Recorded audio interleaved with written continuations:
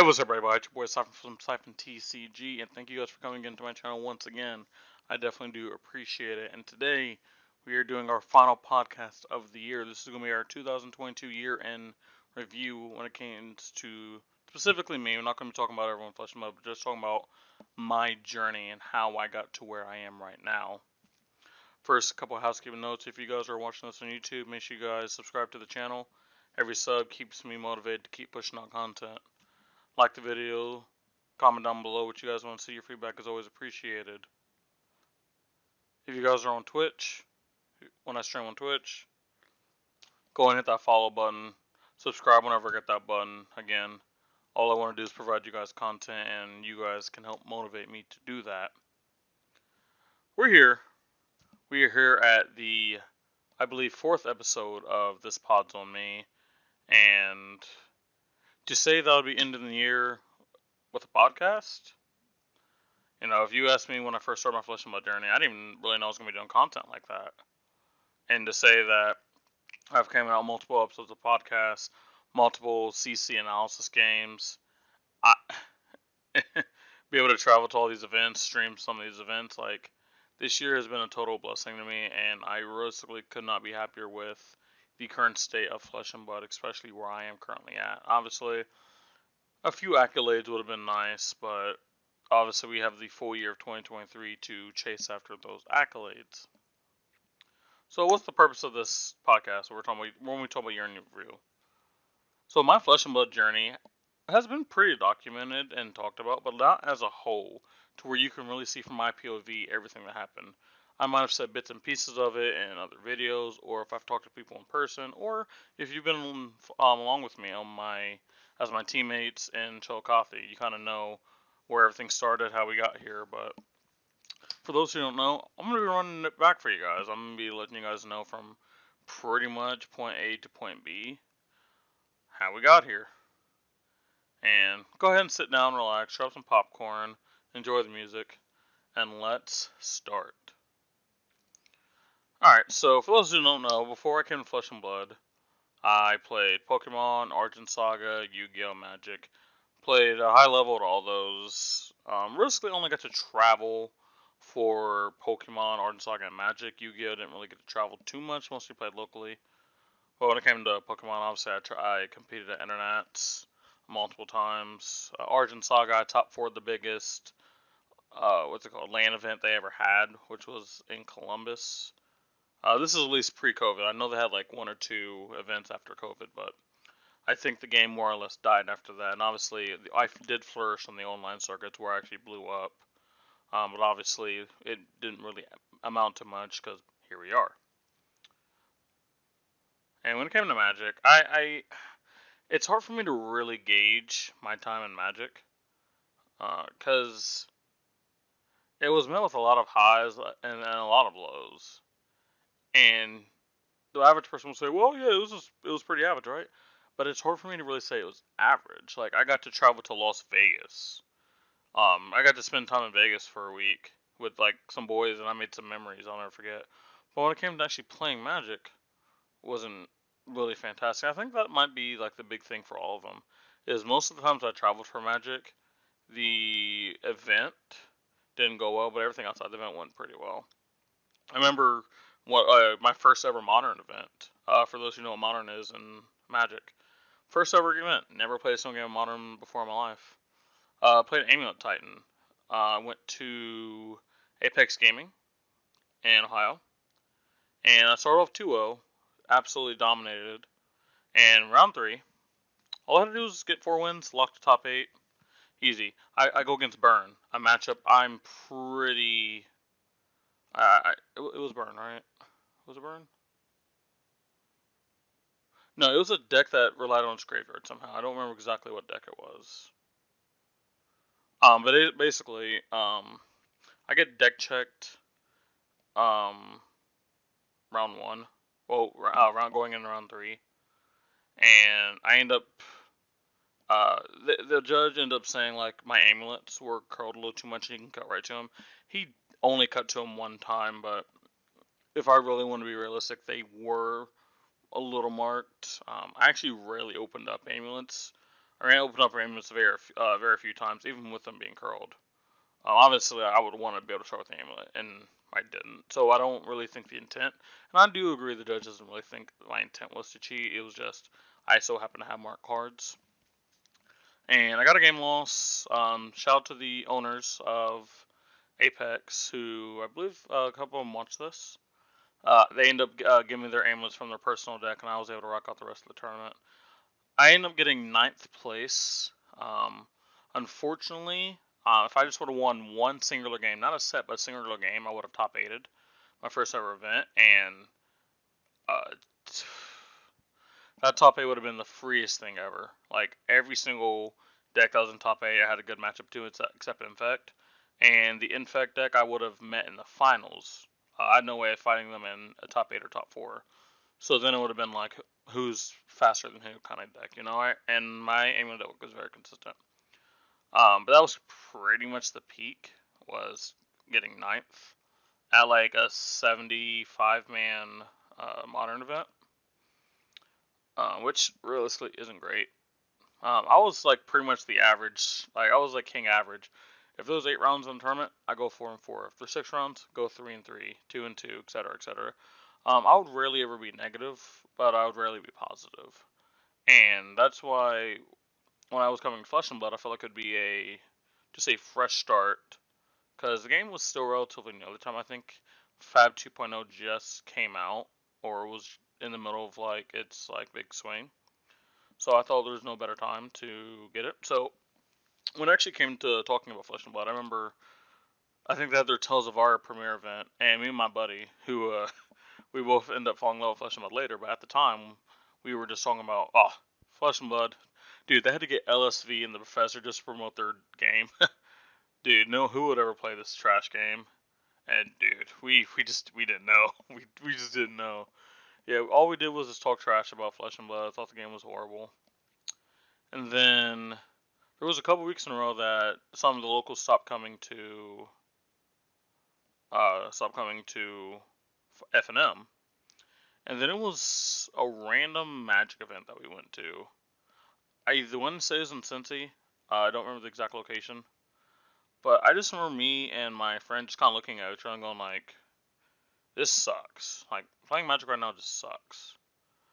And we both like kind of were talking about, well, maybe we can look at Flesh and Blood, because we wasn't looking at the gameplay. We were like, dude, the prizing is just fantastic. Like, if you just do average, you're gonna get prizing. If you do bad, you still get prizing. And if you win, oh my gosh, like we were looking at pretty much from a financial and monetary standpoint, not a gameplay. And we looked into it, so we never really talked about it again after that. But randomly, I think one of the coolest things ever, and I do talk about this in a video that that. So I randomly went to my LGS and took off a shout out to Total Game Experience, shout out to Chris and all the boys. For a few weeks, the owner was like, "So when are you gonna let me teach you Flesh and Blood? When are you gonna let me teach you Flesh and Blood?" And I was just like, "Yeah, next week, next week." But I actually had no intention of actually playing. It was a random Thursday that I went up, because I was usually off on Fridays, but for some reason I was off on Thursday. I don't remember exactly why. Oh yeah, because I was doing maintenance on my job, so I came in on Friday instead of the Thursday. I was off on Thursday rather than Friday, rather. And I was just like, all right, go ahead and teach me Flesh and Blood. And he's like, all right, there's some boys in the back. And obviously, I knew these people already from like Magic, Pokemon, etc. I knew these people already. And I sit down, I watch my buddy Patrick, who you've seen in a few videos, and my good buddy Dakota, who I played a lot of Argent Saga with back in the day, and also worked with him at Walmart distribution center. Made good money there, man. I missed that job.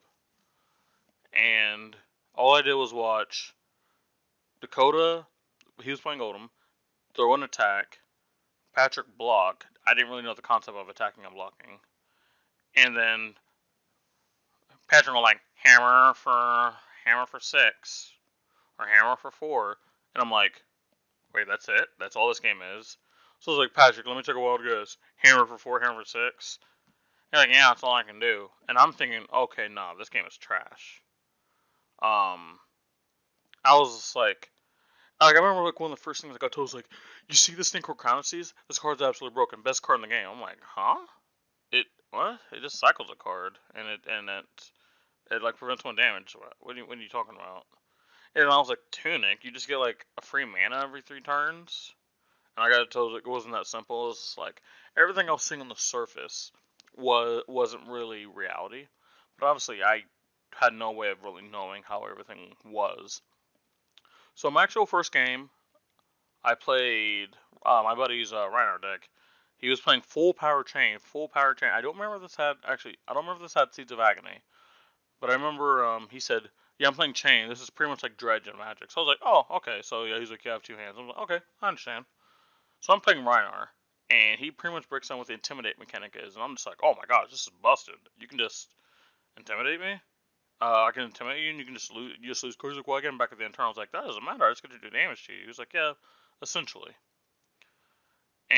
And I, I just like, dude, I can't do these podcasts sometimes because I start laughing too much.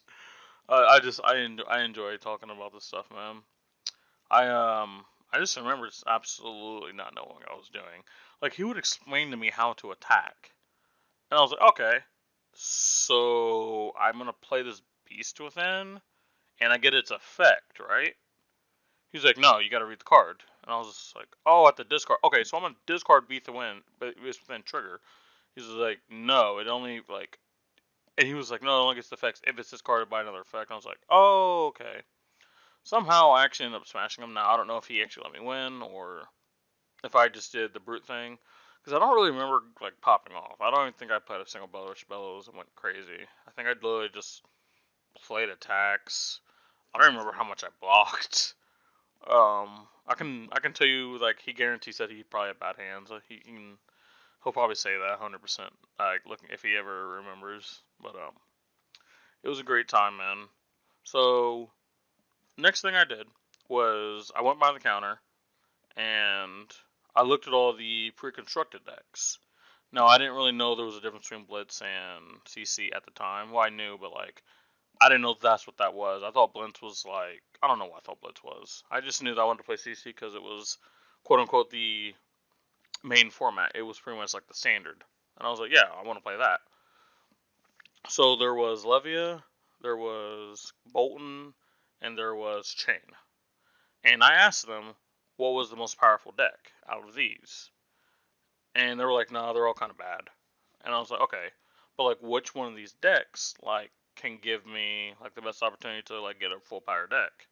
They were like Chain, but most of the cards in the pre-constructed deck you won't play in the real thing, so you're actually just going to have to buy the entire deck pretty much. But I was just like, you know what? That's fine. But if it's my best option, sure. Looking back at it, really happy I chose that one because if I would have chose Levia or Bolton, yikes. But um,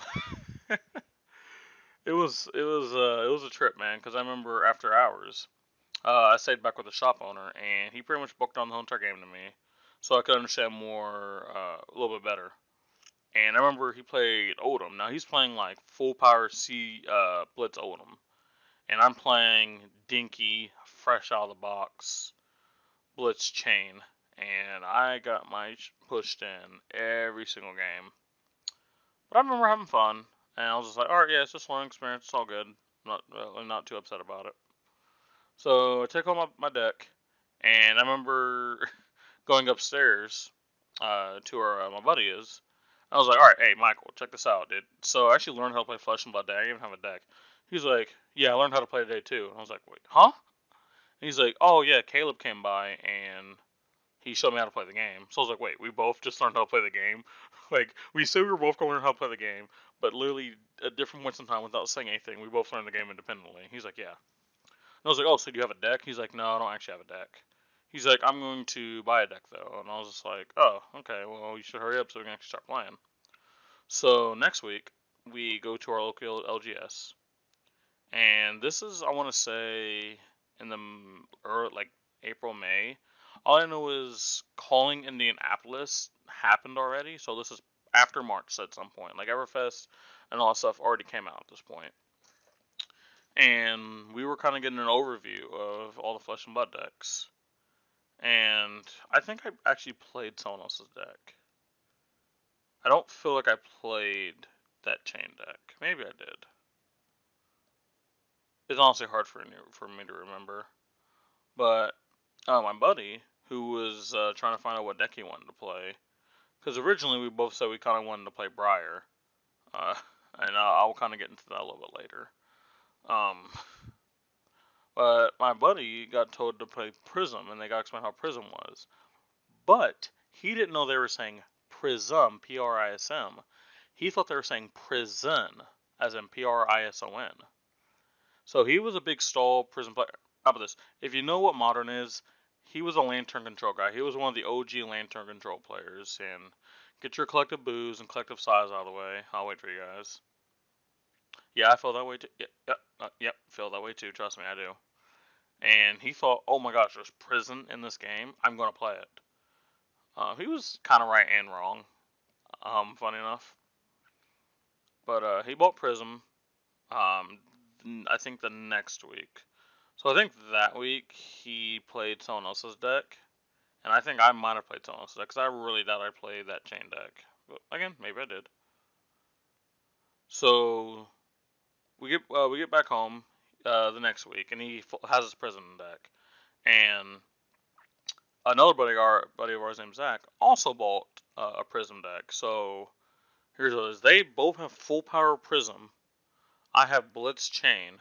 So I'm going upstairs after work because I work nights, and those two were just playing Prism Mirrors, and I'm here just sitting there, and like I rarely actually get a turn to play, to be honest, and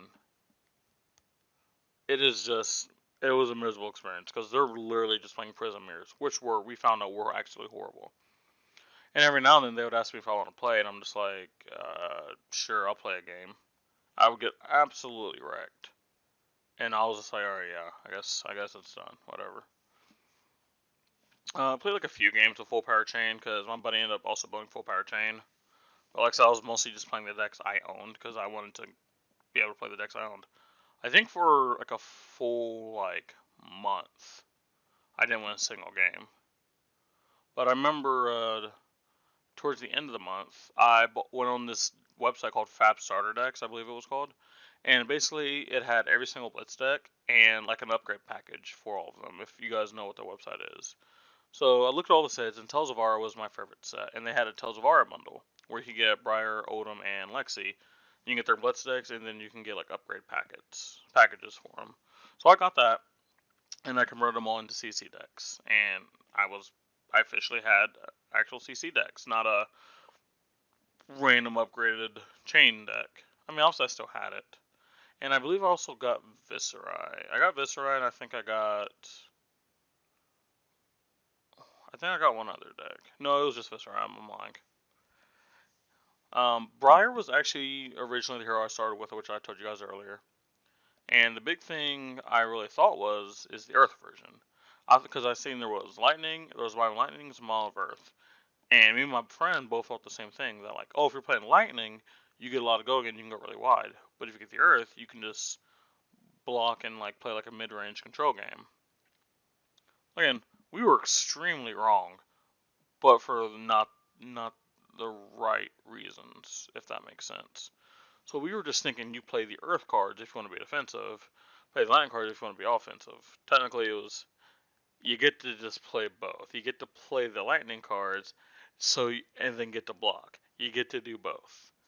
We didn't know that obviously, because we didn't really look at a lot of high-level Flesh and Blood.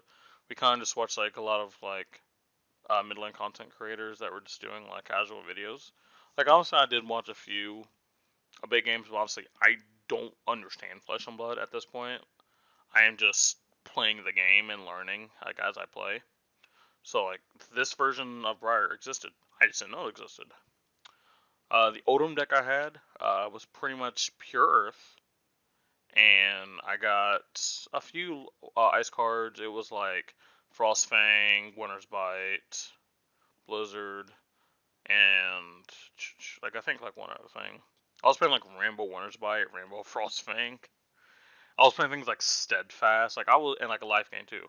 I was literally just trying to be like a pretty much a middle deck, and I got my wrecked every single game. I wasn't even playing Wonders well. I don't even know. I think I was playing Titan's Fist as my weapon. It wasn't great. Like I would like sub the random equipment I had for like the actual equipment. So like I would play like Chronoseed's Tunic, but like still be playing like Titan's Fist or something. Because again, I just didn't know. I didn't know Winters Well existed, and I got my wrecked hard. Again, all this is versus Prism as well, which also doesn't make it better. I seen Lightning Lexi being a deck, so I actually switched up my deck. I bought a bunch of cards to make it a Lightning Lexi, and this was actually the deck I did the best with. Never actually won a game, but I did like decent. Right, I got close to a few wins playing Lexi. But obviously, I was nowhere near playing a good version of the deck, and I wasn't playing the deck optimally. I was probably playing the deck at like 10% of its full power. So eventually, we hear that there's this thing called a ProQuest season that feeds into Pro Tour that just got announced. So I need a full power deck, and I was like, okay, I need a cheap deck because in case I don't end up liking this game, I don't want to put like a huge investment into it. So I got Katsu. I think Katsu at the time was maybe, I want to say $200 to $300. It was not much. I know for a fact it was not much. And I also did win some game. Now there was a few games I got super freaking close with winning. I got super close because Katsu actually was decent in the Prism, but obviously I didn't know how to optimally play against Prism. I just knew, alright, it plays these auras sometimes, it plays these heralds. These heralds seem broken because they all have go again. I don't know what to do. But I went to my first ever ProQuest at PackFresh in Cincinnati, Ohio, and I remember some of my rounds very fondly. Now, round one, there's 5 rounds, I played against a chain, and I got this chain to 4 health and very low cards left in the deck, but he ended up just being able to put out too much arcane damage. I didn't really bring arcane barrier, so I ended up narrowly losing there. I think there's a few things like if I would have played that same game now, I think I would have easily won if I just would have played different.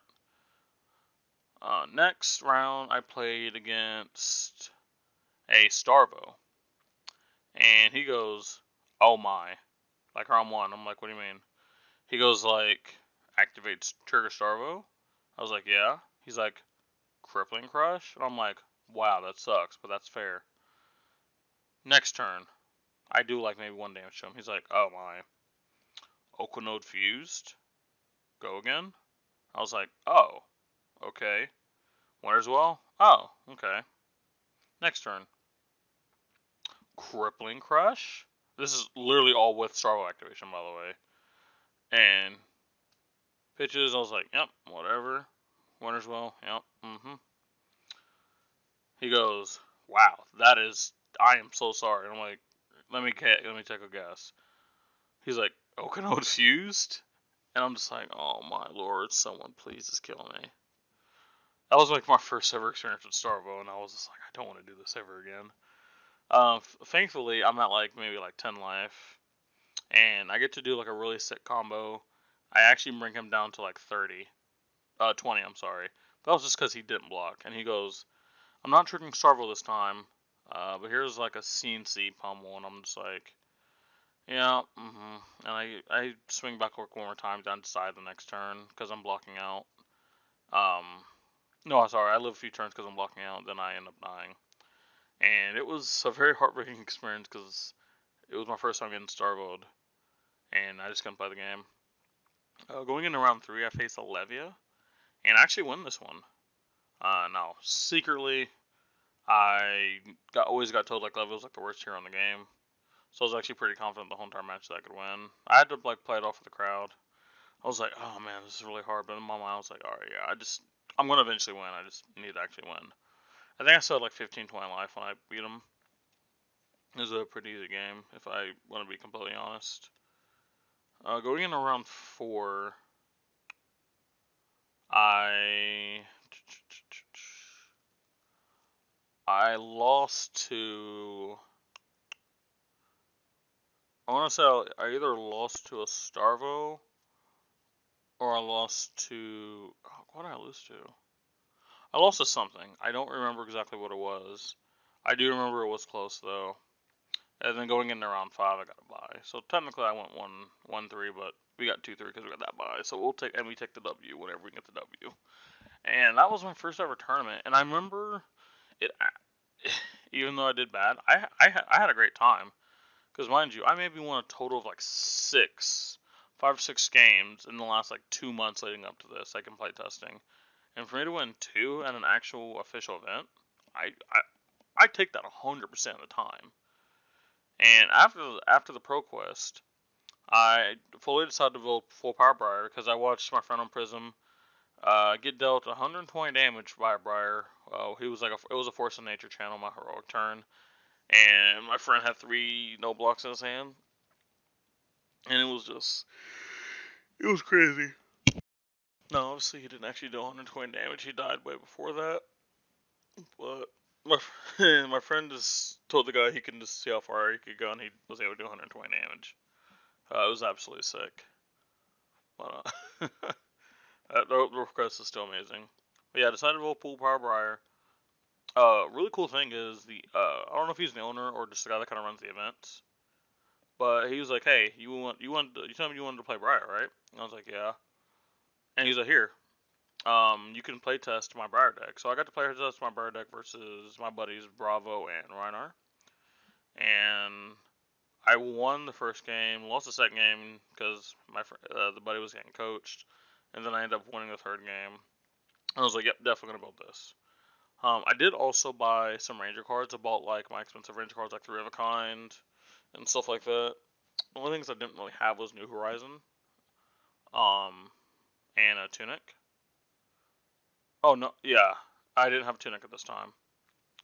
That was also one thing I really wish I had caught to because I was playing in Cross Strap, I believe, and it was just not great. So then we go to LGS for the very first time after this event. I officially have an event. I actually went to multiple events and playtests before I actually went to LGS for any time because I never had Thursdays off. I had to pretty much switch days during the week to get Thursdays off. Go to the LGS for the first time. I killed a Lightning Lexi on turn 4, and I killed a Bravo in about 6 minutes. And I ain't gonna lie, I was talking mad, you know what, the whole entire time. Because I'll tell you one thing about me is I'm not gonna say I get picked on a lot, but like people like to jaw at me all the time, man. So like it was to the point where like because people like to jaw at me all the time, I developed jawing myself. By jawing I mean like talking shit. So I started talking a lot of mad stuff the whole entire time, and I think legitly this is where it all started. Like I'm not saying I never talked trash before like that, but like this was like something different. When that was like I was on people's head. Is how I'm gonna put it. I was on people's head for real. And the one game I lost was a close game to Odom, and at the time this is like probably one of the best players in Ohio playing Odom, and I didn't really know how to play against Odom. He cleanly won. I think it's because I didn't really understand how to play like my big turns. One bad habit that I always had, and I only broke midway through the next event I'm gonna talk about, was I used to always like pop my snaps randomly. Like I'd be like, snatch, just throwing a snatch. 3 cards still in hand, by the way. I'm just gonna throw a snatch. My opponent would be like full block. I'd be like, haha, pop Snapdragon Stellars, go again, and then I'll play some other attacks, and like it was just so bad. It was a lesson that like I eventually had to learn the hard way because I just kept losing games because of stuff like that. Ended up shaping up and doing way better. So the second week, I was actually able to go back-to-back weeks. I was 3-0 at the time, and then lost last round to Prism. I went on Prism, which this was when Prism's big rise. So then I go to my first ever real event, I would say. It was the Realm Gaming's 10K in Maysville, Ohio. I know a lot of people listening to this went there, and I got to do a lot of networking there. So I actually started this event 2-0 with Briar. I remember on the way to the event, I was actually making my sideboard guide. So on my phone, because I literally didn't know how to sideboard with Briar, like at all. I pretty much like ran like the same 60 into like everyone, just hoping like it would work, and it kind of did. But round one, I faced a Bravo, and I would say this guy wasn't the best guy. He had a lot of like budget stuff with Bravo. Easily won that match. He wasn't even dominating a lot of stuff. He was just throwing attacks, and I was accidentally playing like a really good Briar game. I was blocking until like I was picking my spots, and then just going boom, big turn. Round two, I faced a Briar Mirror, and I even sideboarded terribly into this and still won. Just because I think I played Briar really efficient. By complete accident, like obviously I watched a lot of content on Briar, studied a lot of Briar, but realistically, would I say I understood all these concepts at the time? Truthfully, no. I think I just got lucky that I played right and a lot of things did go my way.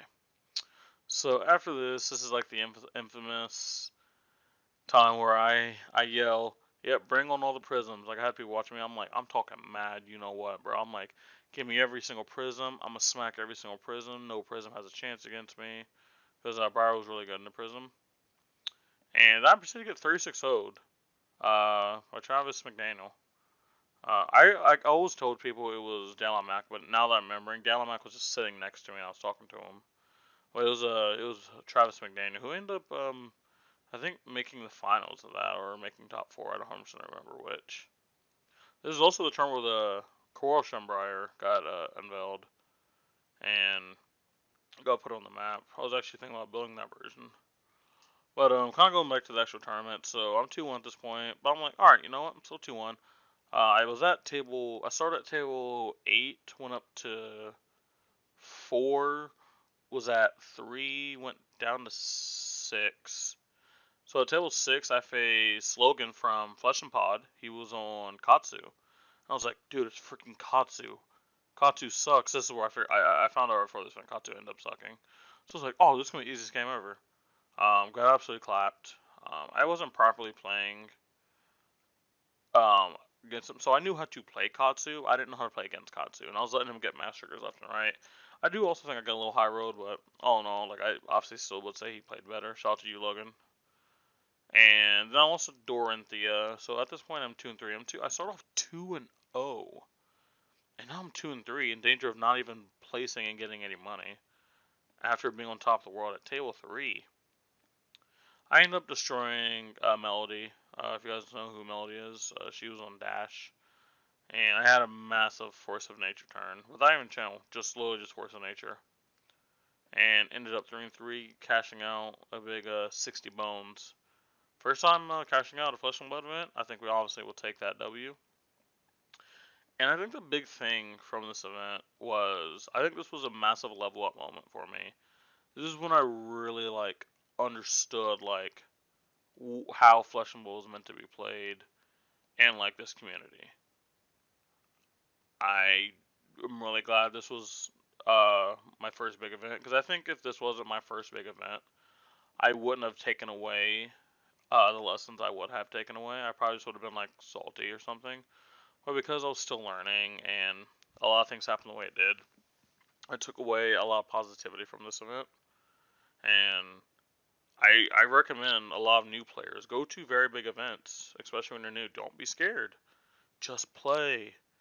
It will probably be one of the best things that will ever happen to you, is getting your butt kicked at a big event, because you will learn a lot. You also meet a lot of good people.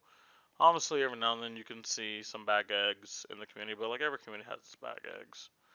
But I think Flesh and Blood, specifically when it comes to the new player experience, I think the community is very, very positive. And even not even just new player, I think just in general, I think the community is in a very positive direction. And I can't really say more about that. So after this event, I mostly just played Briar at locals. Played Lexi one random event. And I think, could be wrong here, I might have played 1 week of Prism, or this might have been after that. No, this was after that, so I'm gonna have myself. That's in the next section. But my success at local level with Briar was just like, okay. Like I said, I was still at this time not really playing Briar as efficiently as I could, but obviously, just due to the sheer power level of Briar, I was doing pretty decent into most people. I was talking a lot of crap, I ain't gonna lie. It was just because, like, my policy is, man, it's like, ain't no one gonna talk trash to me and I not say something back. Even if it is all out of love, like, ain't no one just gonna run their mouth to me, man. So, I think I developed a lot of my trash talking habits from my period of time playing Briar at locals. Next is when we kind of go into the next section of my Flesh and Blood career, which would be the RTN season. And we will get to the RTN season right after this commercial break.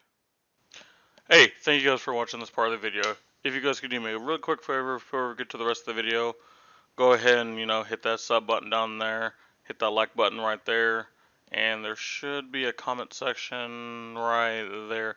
Go ahead. No, type something. Give me some feedback. Just talk to me. Ask some questions. I love your interaction, guys. And you know what? Instead of talking your heads off, let's go and get back to the video. Now we have the Road to National season. I would say the part 2 of 4 in my Flesh and Blood during this year. And right at the beginning of the season, not for an actual intentional reason, but I'll try my best to explain the reasoning. I actually bought into Prism. And for anyone that knows how I've talked about Prism for the majority of time, as a Flesh and Blood player, it was quite negative. But I bought in a Tank Prism, mostly as a meme, and like the majority of the deck was very cheap. I think the only things that cost money at the time was Skullcap, Vestige of Soul, and that might have actually been it.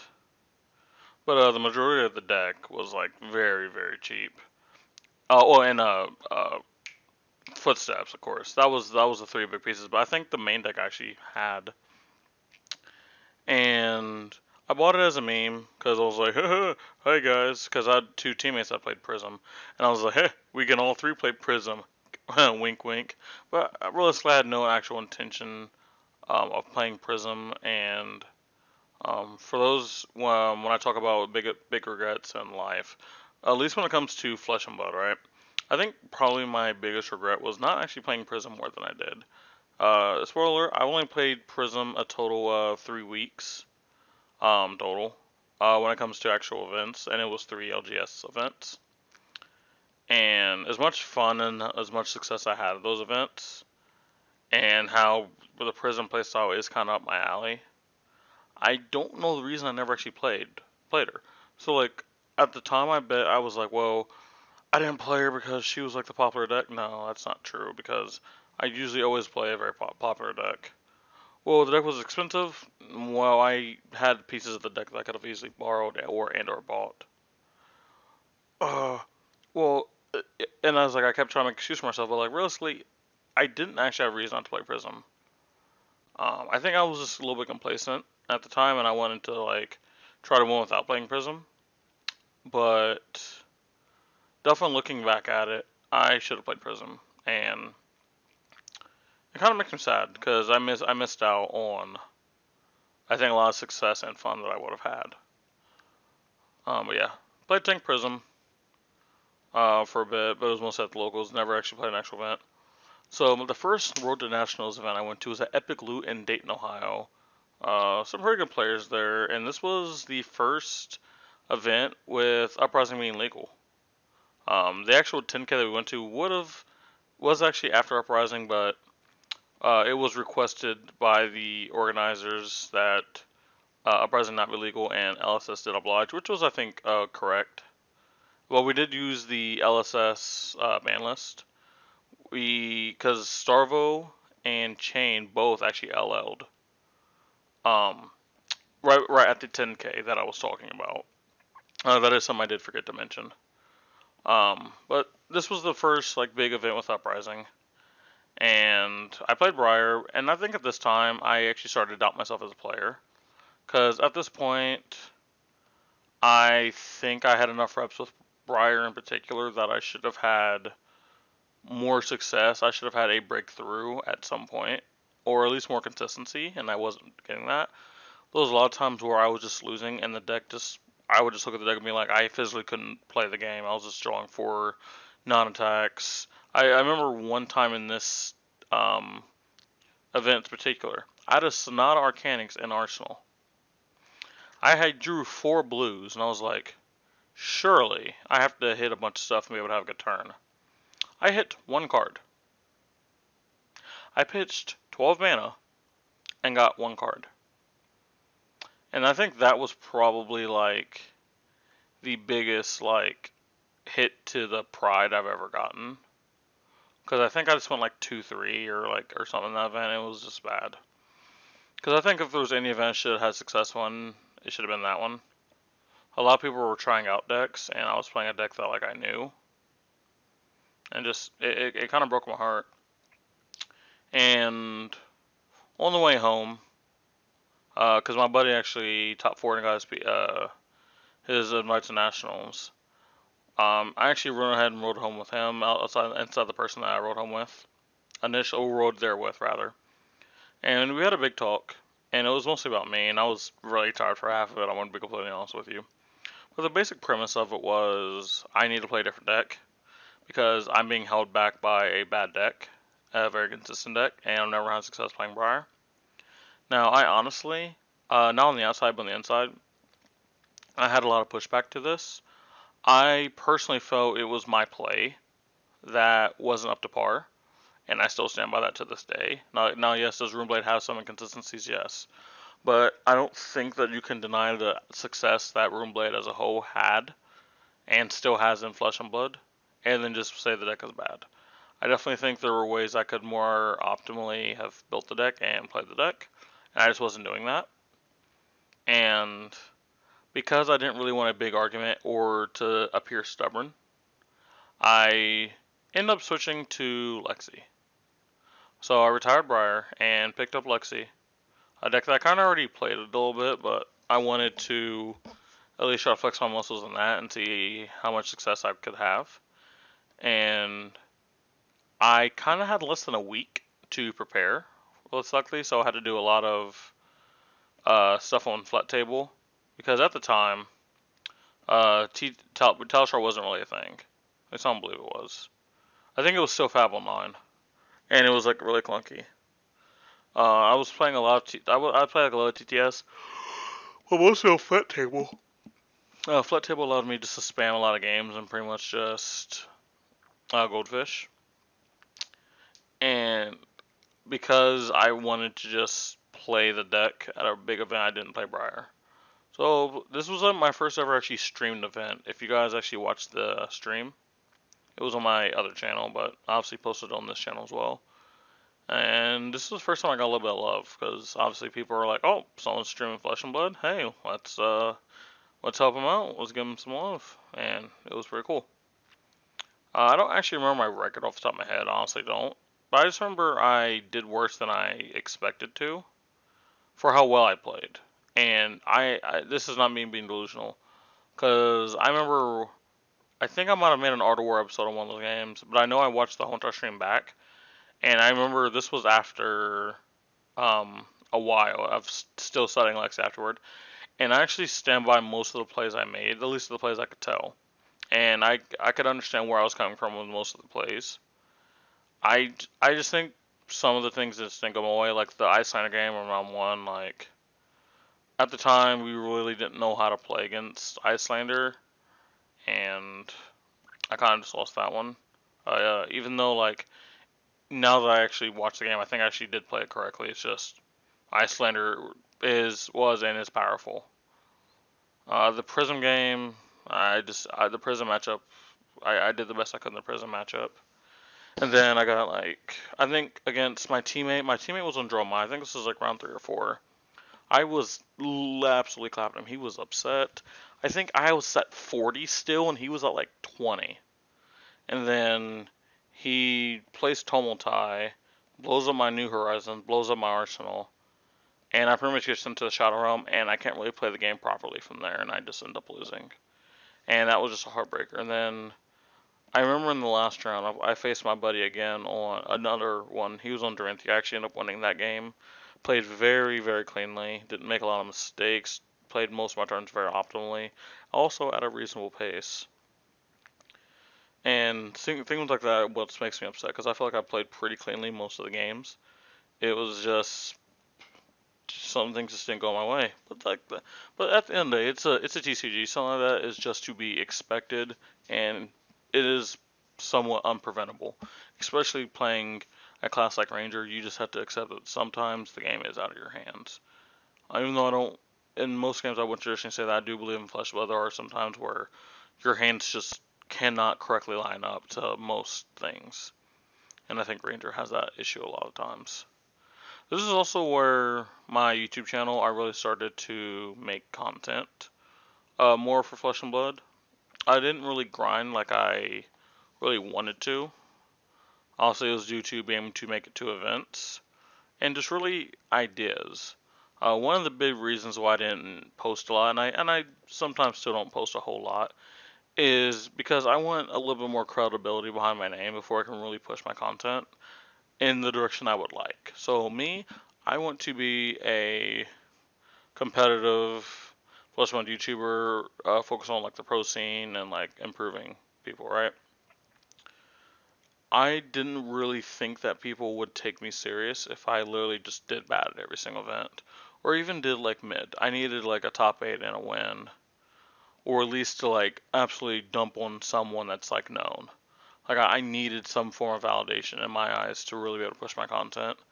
And this was the time where like I really, really tried to get that, and unfortunately I didn't. But content still got some eyes, and I can't really be upset at that because it's not easy, especially in a very small game of Flesh and Blood. Like at least at the time, like I said, obviously it's way bigger now. I think the player base has doubled since I've played, and I only got in like still recently. I haven't even been playing for a year, and the game has doubled. Like that's just crazy.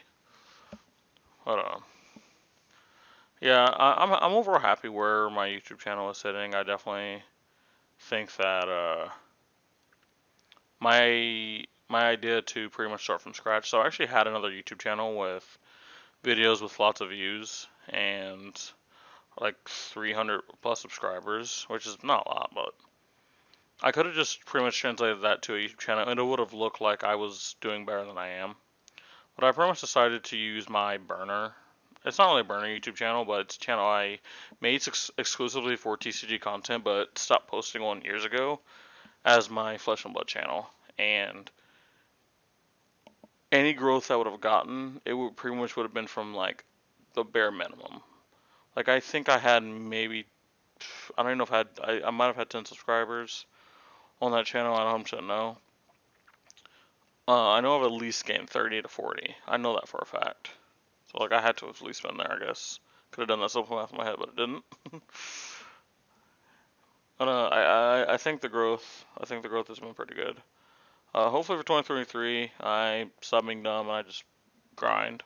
Because the only way I'm going to success is if I grind. Posting like once every 3 weeks is not going to get it done. I need to be pushing my content more than I am. So hopefully in 2023, that's what I do.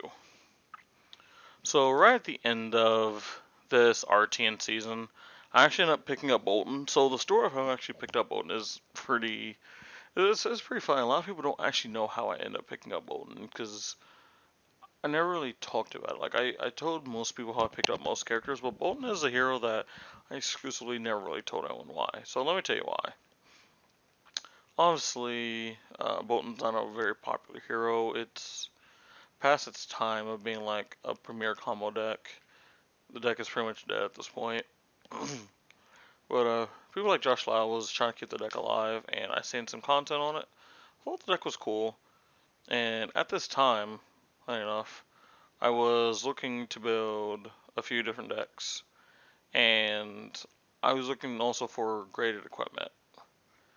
I am a person that likes pretty things, and I like very fancy, neat looking pretty things.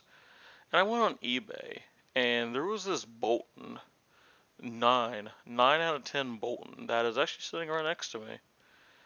That was for $39, and obviously it's a Bolton. It's a Brim 4 Bolton. It's not gonna be that expensive. I think it might be like $5 in real life.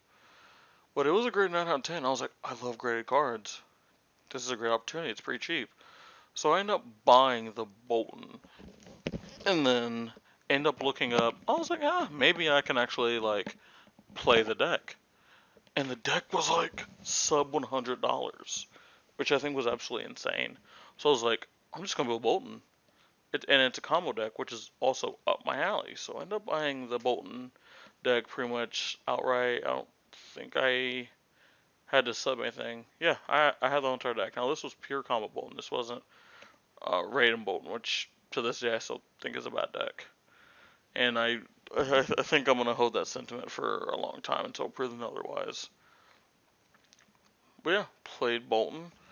Had some funsies with Bolton. So next thing that happened is I went to SCG Con to play a last chance qualifier for uh, RTN. So what this was one last chance. If you wanted to qualify for your nationals, you can come here. There was also a PTI event that happened day. So this is like a 2-day event. This at SCG Con where there was like a Magic 20K going on. So this is also my first ever SCG Con. I went to a few Channel Fireball events, never SCG Con. At least I'm trying to remember. Oh, that was Channel Fireball. That was Channel Fireball. Nope, I lied. I went to one SCG event for Pokemon and Magic, but those were like one day. I only went there for like one day for one thing. I don't really count it. I didn't really get to experience anything.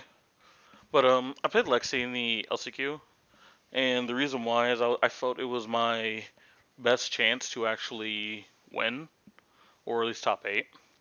And I just missed on top 8 barely. I don't remember my actual placing, but I just barely missed out. It sucked. Had an opportunity. I did beat 2 Oldhams, which was a very, very hard matchup for Lexi, especially my build, because I was on pretty much heavy ice Lexi. Obviously, I did have my generic arrows. I actually believe it was Yuki Lee's list, if I was to remember, with some changes I made. I believe there was also a deck tech on my channel. I'll have to go back and look at that. Some point, nice little time capsule. But ended up being 2 Oldhams. One was actually Ryan Rich, who I think either won the event. Yeah, I believe he won the event, right? Or he won the event after that. I don't 100% remember. But obviously to beat 2 of some of your worst matchups, especially in front of a lot of people and to be very good players, obviously I think that's a definite W. But unfortunately, didn't actually top 8. So on to the next day. I decided to play a little more for fun because like my chance to actually go to nationals was gone. So I was just like, all right, we're just gonna play Bolton. It was my first ever time playing Bolton at a raid event, and I missed my winning end for top 8, and it was an absolute heartbreaker. So I didn't actually miss it in the last one. So let me actually phrase, because I don't want to make a false narrative. So please bear with me what I'm going to say. So me and my opponent, the opponent I lost to in round 4 or 5, I don't 100% remember. We would have actually, I did the math. I would have been that seed going to the tournament. It literally would have been me or him if our records would have been the exact same. Because the matchups he faced in the last few rounds, I would have faced, and I was very comfortable in those matchups. And most of those players were like, "Yeah, I don't know how to play against Bolton. I probably would have lost." So like, I kind of just say that was my winning in there. Was the boy Peyton Laufenberg, who has been featured on the channel. If you guys remember the Death Door Alexi video. That is the boy Peyton Laufenberg from Buffalo, New York. That's my homie, man. Love that dude. And I'm going against him. It's Bolton versus Dromai. And I had a decent amount of experience in this matchup, but not enough. And at this point, I'm sitting at like level 7. And I'm super confident. Through most of the tournament, I am just kicked back. I've comboed off on people. I'm chilling. So I get down to like, I want to say 20. He's at like 46. I actually end up comboing off. and taken them down to like 12 or something. And I'm feeling good. I'm feeling so good. I decided to put my whole entire soul into my graveyard. Not really paying attention because how I had everything set up, everything was kind of messy. And I called a judge on myself actually. I never usually give my opponents a chance to say take it back. I usually just call a judge because I feel like it's the most honorable thing to do. There I do try to like play with honor and stuff. And after like 15 minutes, which is the thing that actually tilted me, not the result, but just the time that was wasted, because there was only a few judges and there was a lot of stuff going on. Literally, it was just a warning and everything I put back exactly how it's supposed to be, but that time being wasted kind of like took me off of my groove, and I ended up playing pretty horribly and lost my victory. Literally, it was like I was in the 30s, I think. It's all in the video. I should go back and watch it. Well, I'm in like the 30s. My opponent is in like the low teens. It's literally the easiest game of my life. There's physically no way I win. But the dumb thing I did, and to this day I've gotten memed on so many times by a lot of people, is uh, I my opponent goes Vincerakai, and I'm like, okay. Opponent goes swing Vincerakai, and I'm like, yeah, sure, I'll take it.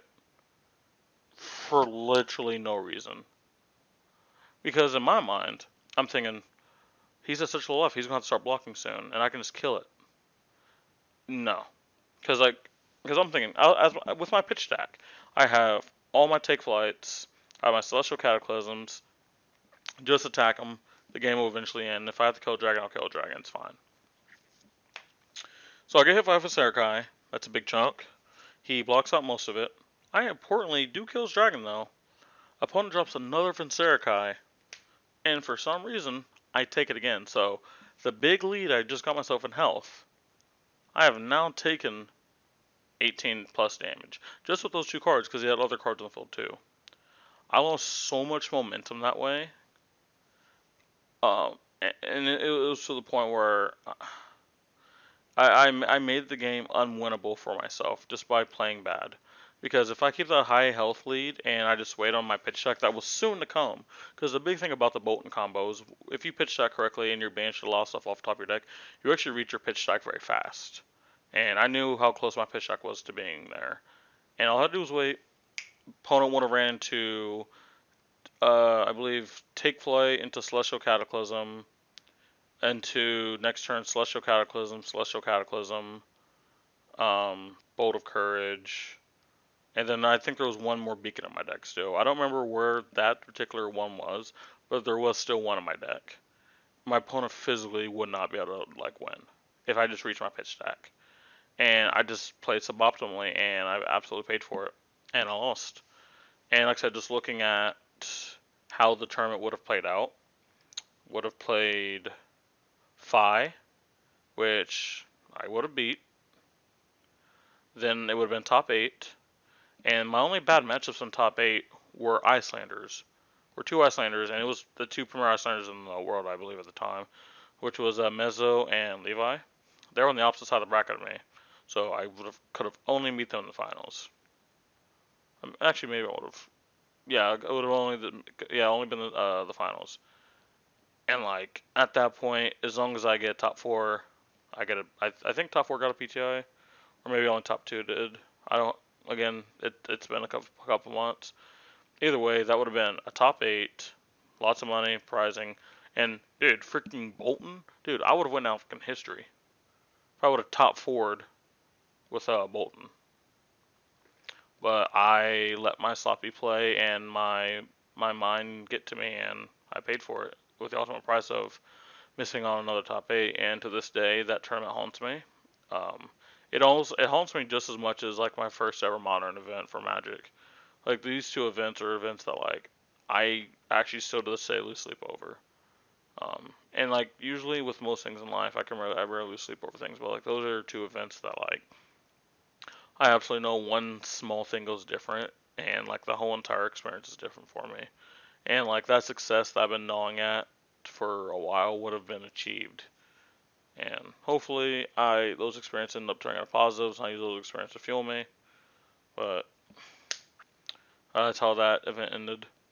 Some of the cool things, like I said, obviously I got to meet Peyton, I got to meet James Adams, Mezzo, and Levi Rauch, who are people I've got to talk to a lot over Discord beforehand, and end up meeting in person, and it's been a pretty cool experience. But I think the thing that actually tops it, and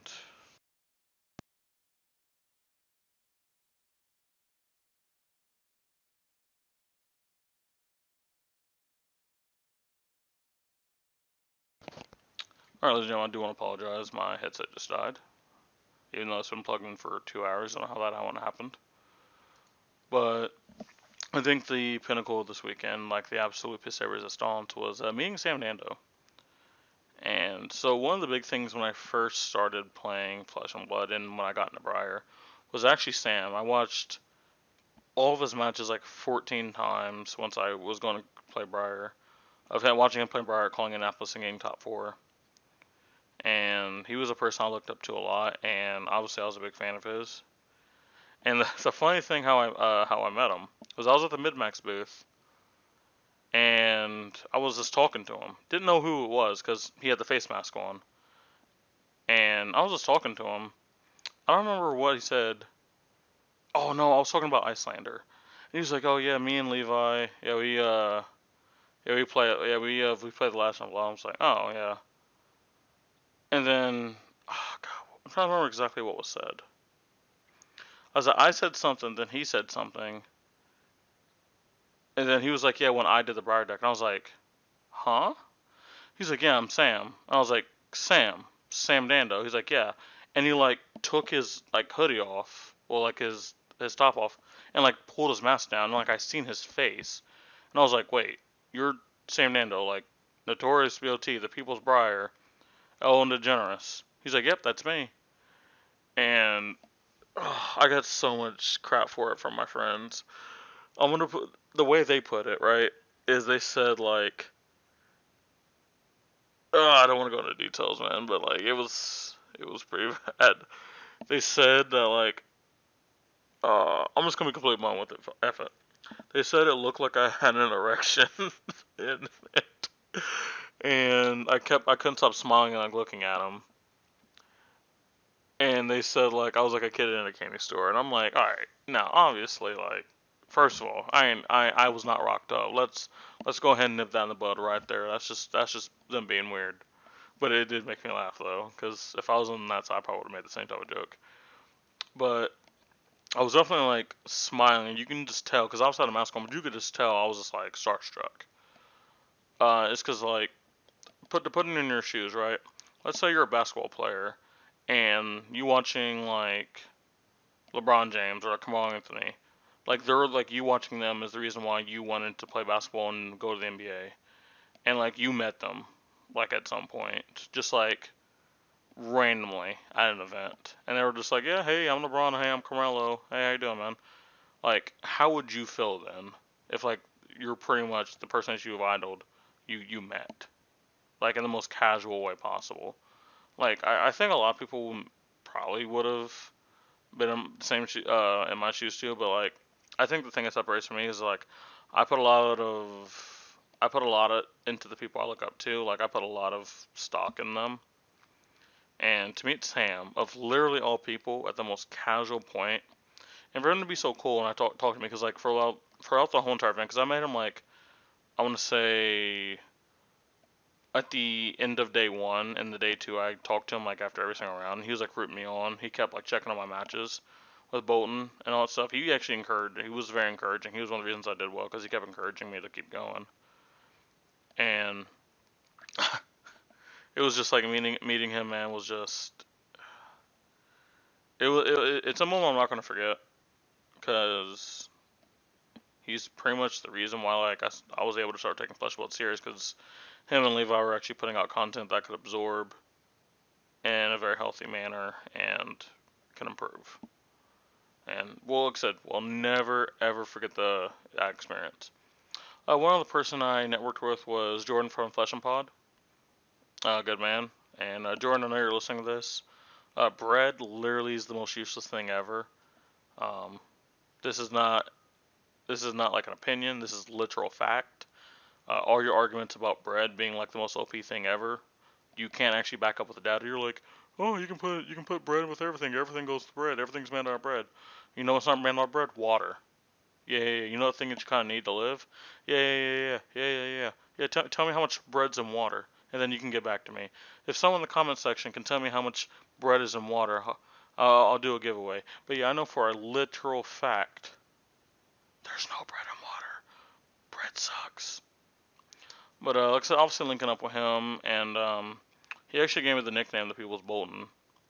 Because obviously he was watching me play Bolton, and like I said, if anyone's actually played it with me or near me, they can see how chill of a dude I am, and how I like try to make it very fun for my opponent and the people around me, like cracking jokes and playing in spectacle.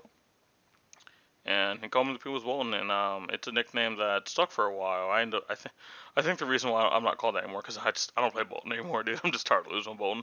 But that's going to be for another section that we will talk a lot about Bolton. Uh, um, but after this event, after the People's Bolton left Columbus, I took Bolton to MLGS because I was like, I feel kind of confident with the deck. I did pretty good.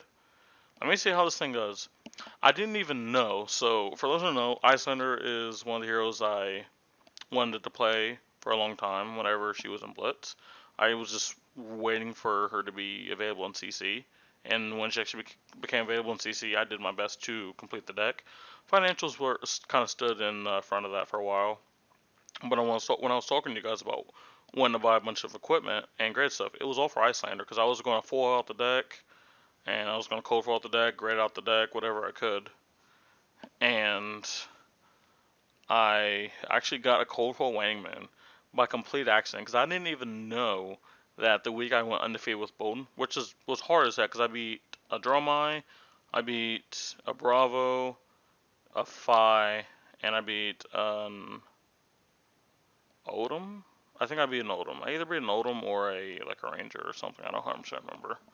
But I went undefeated, and I got Cold Full Waning Moon, which is also next to me, and it has been signed by Mark Poole. Shabam. And I became a Bolton main for a while after this, but once I actually got Iyslander completed, I devoted a lot of time to her, and now my time with Iyslander has been very, very weird. And I'll talk a little bit about this in this section, but the next section is where I'll be able to flesh it out a little bit more. But my journey pre-nationals with Iyslander was a lot of, honestly, wasn't actually that good. Because obviously there was a lot of content on Iyslander because a lot of people were jamming Iyslander and trying to figure the deck out. And I was like the first one in our play group to really like establish themselves as an Iyslander player. But the issue is I have a lot of fundamental flaws as a player. I'm usually on I'm on two axes. I either play super freaking cleanly, and it feels like the most wonderful thing ever, or I literally punt like every single play. I think for those who remember me playing Arden Saga, I don't remember who gave me the nickname. It might have been Eric, but I was nicknamed the NFL kicker. Why? Because I could be in a winning position against some of the best players in the whole entire world, and I would just find some way, somehow, to lose the game and punt, like at some random point. Like literally, let me give you a scenario. All I got to do is attack this creature right here for 2 damage, and it will die. And from there on, my opponent has no more creatures in their deck, and the game went over. But I'm at 2 life, and if I don't kill it, it's going to kill me. And I'd be like, alright, easiest thing ever. Just kill the creature, opponent loses the game, physically can't do anything about it. I'd be like, alright, so I'm going to attack you for 7. And everyone will be like, yeah, I'll take the 7. And then your opponent just hits you with the creature, and you're like, oh yeah, why did I just kill that? And then you just kind of lose because of something literally like that. And it's just like, it was just gross. It was absolutely gross. And I was doing that all the time with Iyslander. I'd be like in a very commanding position, and I would just punt. And it sucked. There was also a lot of times where like I would face like a deck and they just would not. I could never get pressure against them. because they would just start pelting me with damage, and it was like to the point where like I could never really establish a board because I had to block with my whole hand almost every single turn to not like take 20 damage. And like the only deck I was having success against was Fi, which is ironic. Because at the time, Fi's only really bad matchup was Iyslander. But unfortunately, I wasn't a good Iyslander, so like my shop's perception of Iyslander wasn't the best because they thought Iyslander was a bad hero because I was the one playing it. But they just thought they didn't understand that if like a good player was playing Iyslander, they would have gotten their pushed in. But fortunately, at the start, that's not what happened. Now, there was a player that primarily played Blitz named Bobby who played a lot of Kano, who came to start playing Class Constructed with us, and he started off with 5, but when Iyslander, he seen me playing Iyslander, he started gravitating to the deck as well, and we kind of started playing Iyslander together and helping each other grow. And he absolutely took off with the deck, and he started smashing people, and it made me happy that he was smashing people because like everything that I've been saying to people at Iyslander for like months or like weeks rather is finally coming to fruition, and like I'm being proven correctly, and it was a really good feeling. That's gonna be it for this portion. We're gonna hit another commercial break, and we will get to part 3 where we talk about nationals. Hey guys, I just want to show you guys this really cool playmat I got from my local LGS. Look at this. Look. It's a playmat from Uprising. Isn't it so cool, dude? Isn't it so... Ah, ah, ah, ah.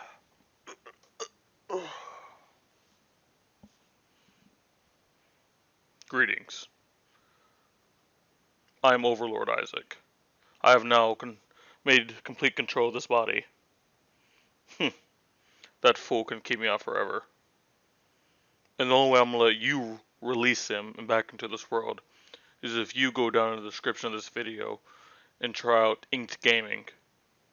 Why should you try out Inked Gaming? You see this playmat? You see this playmat right here? This is better than any playmat you have. This is better than every playmat you have. Guarantee you. Go to your collection right now. You have anything better than that? No.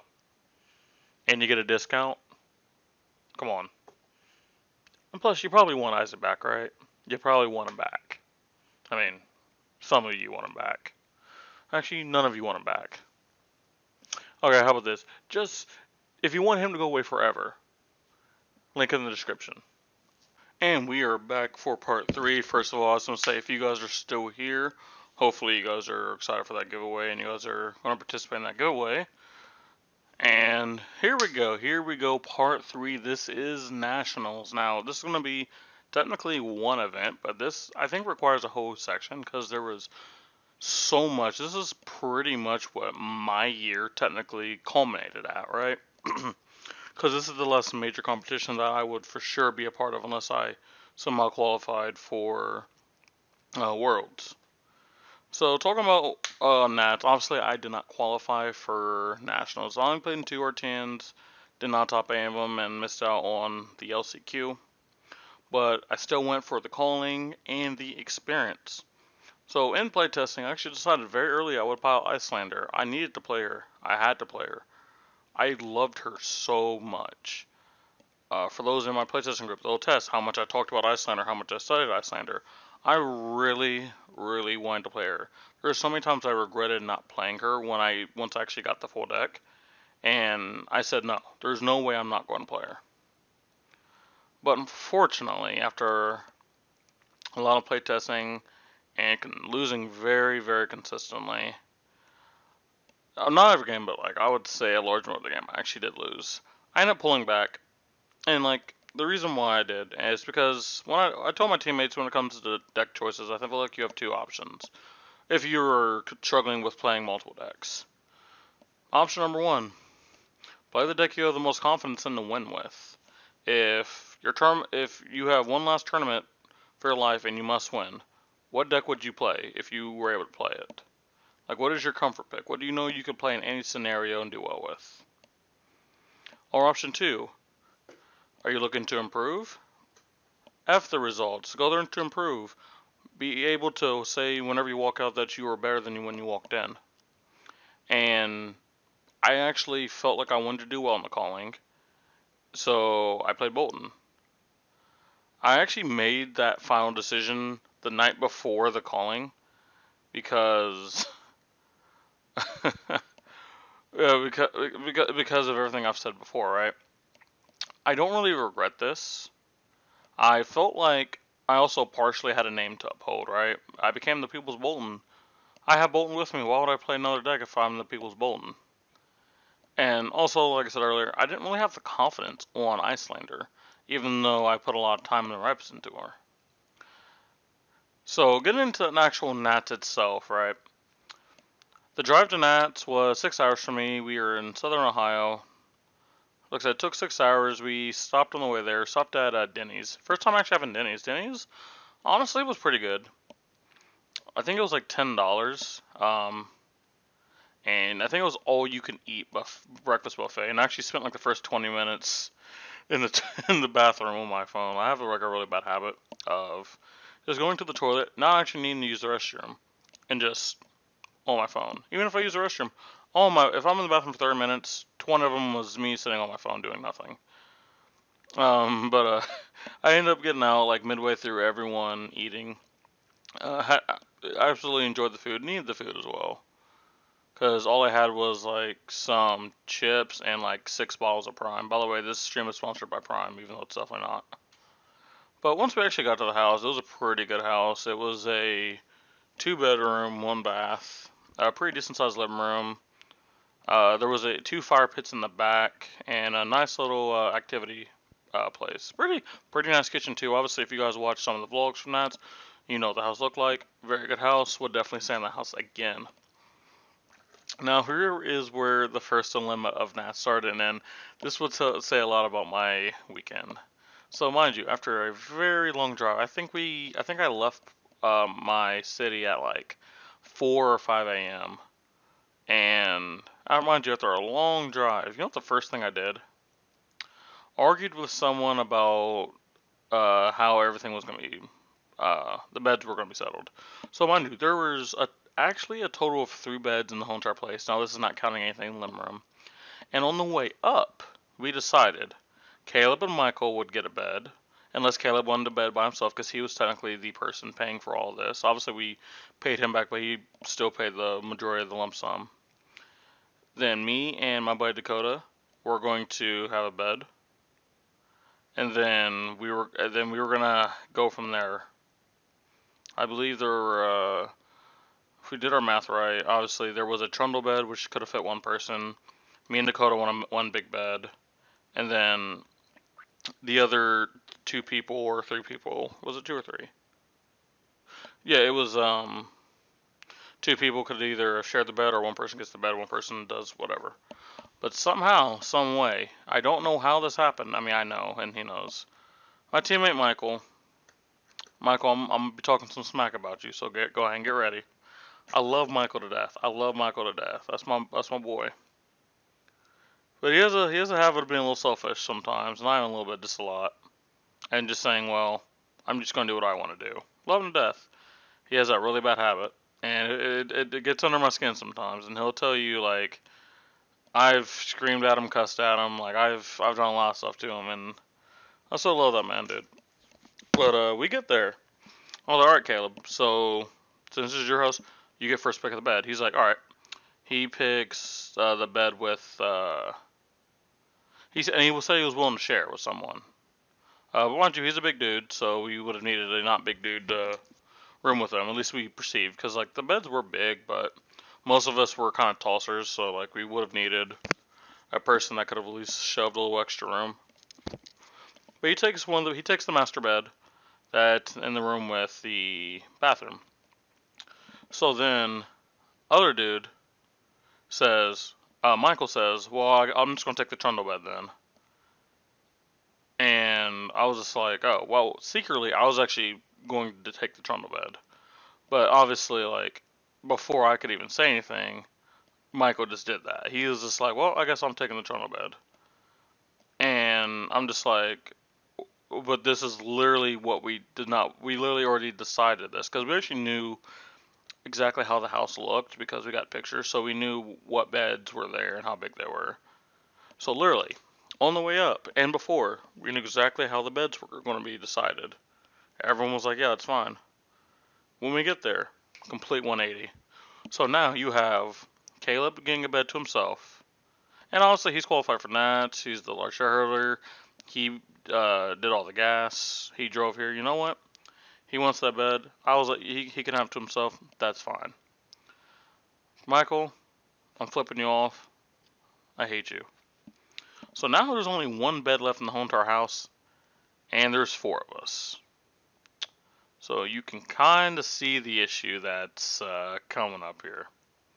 So the person that I was going to share a bed with, he's this kind of guy. We would have easily both fit. I could have even tossed and turned him and fine. He was like, well, I'm just going to take one of the couches. And there was two couches, and the other dude, Bobby, says, yeah, sure, I will, I'll take a couch too. So now that actually technically solves some of our problems. But now there are two. Two of us left, two big dudes, and one bed. And I'm going to be completely honest with you. It would not have worked if both of us was in that bed for multiple reasons. Big dudes, big strong men. But so instead of peacefully just saying, "All right, we'll figure this out." Now, I don't know how you guys decided your bets, but we decided to play a game of Flesh and Blood. Now the guy I'm playing against has been playing Bravo since he's played the game, and I'm playing Bolton. This is actually before I switched. I was still planning on playing Icelander at the time, but I obviously had Bolton with me. And for some stupid reason, knowing how often he high rolls me with Bravo and how I can't afford to get high rolled, I'm like, yeah, sure. So he absolutely high rolls the hell out of me. I get CNC pummeled, crippling crushed, pummeled, spinal crushed. Like it was pretty ugly. I did get to combo off, but it didn't really matter at that point. I think the damage has already been done at this point. So I lost.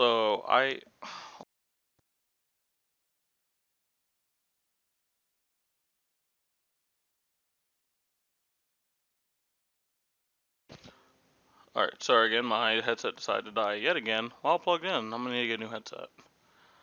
So, I had to sleep on the floor.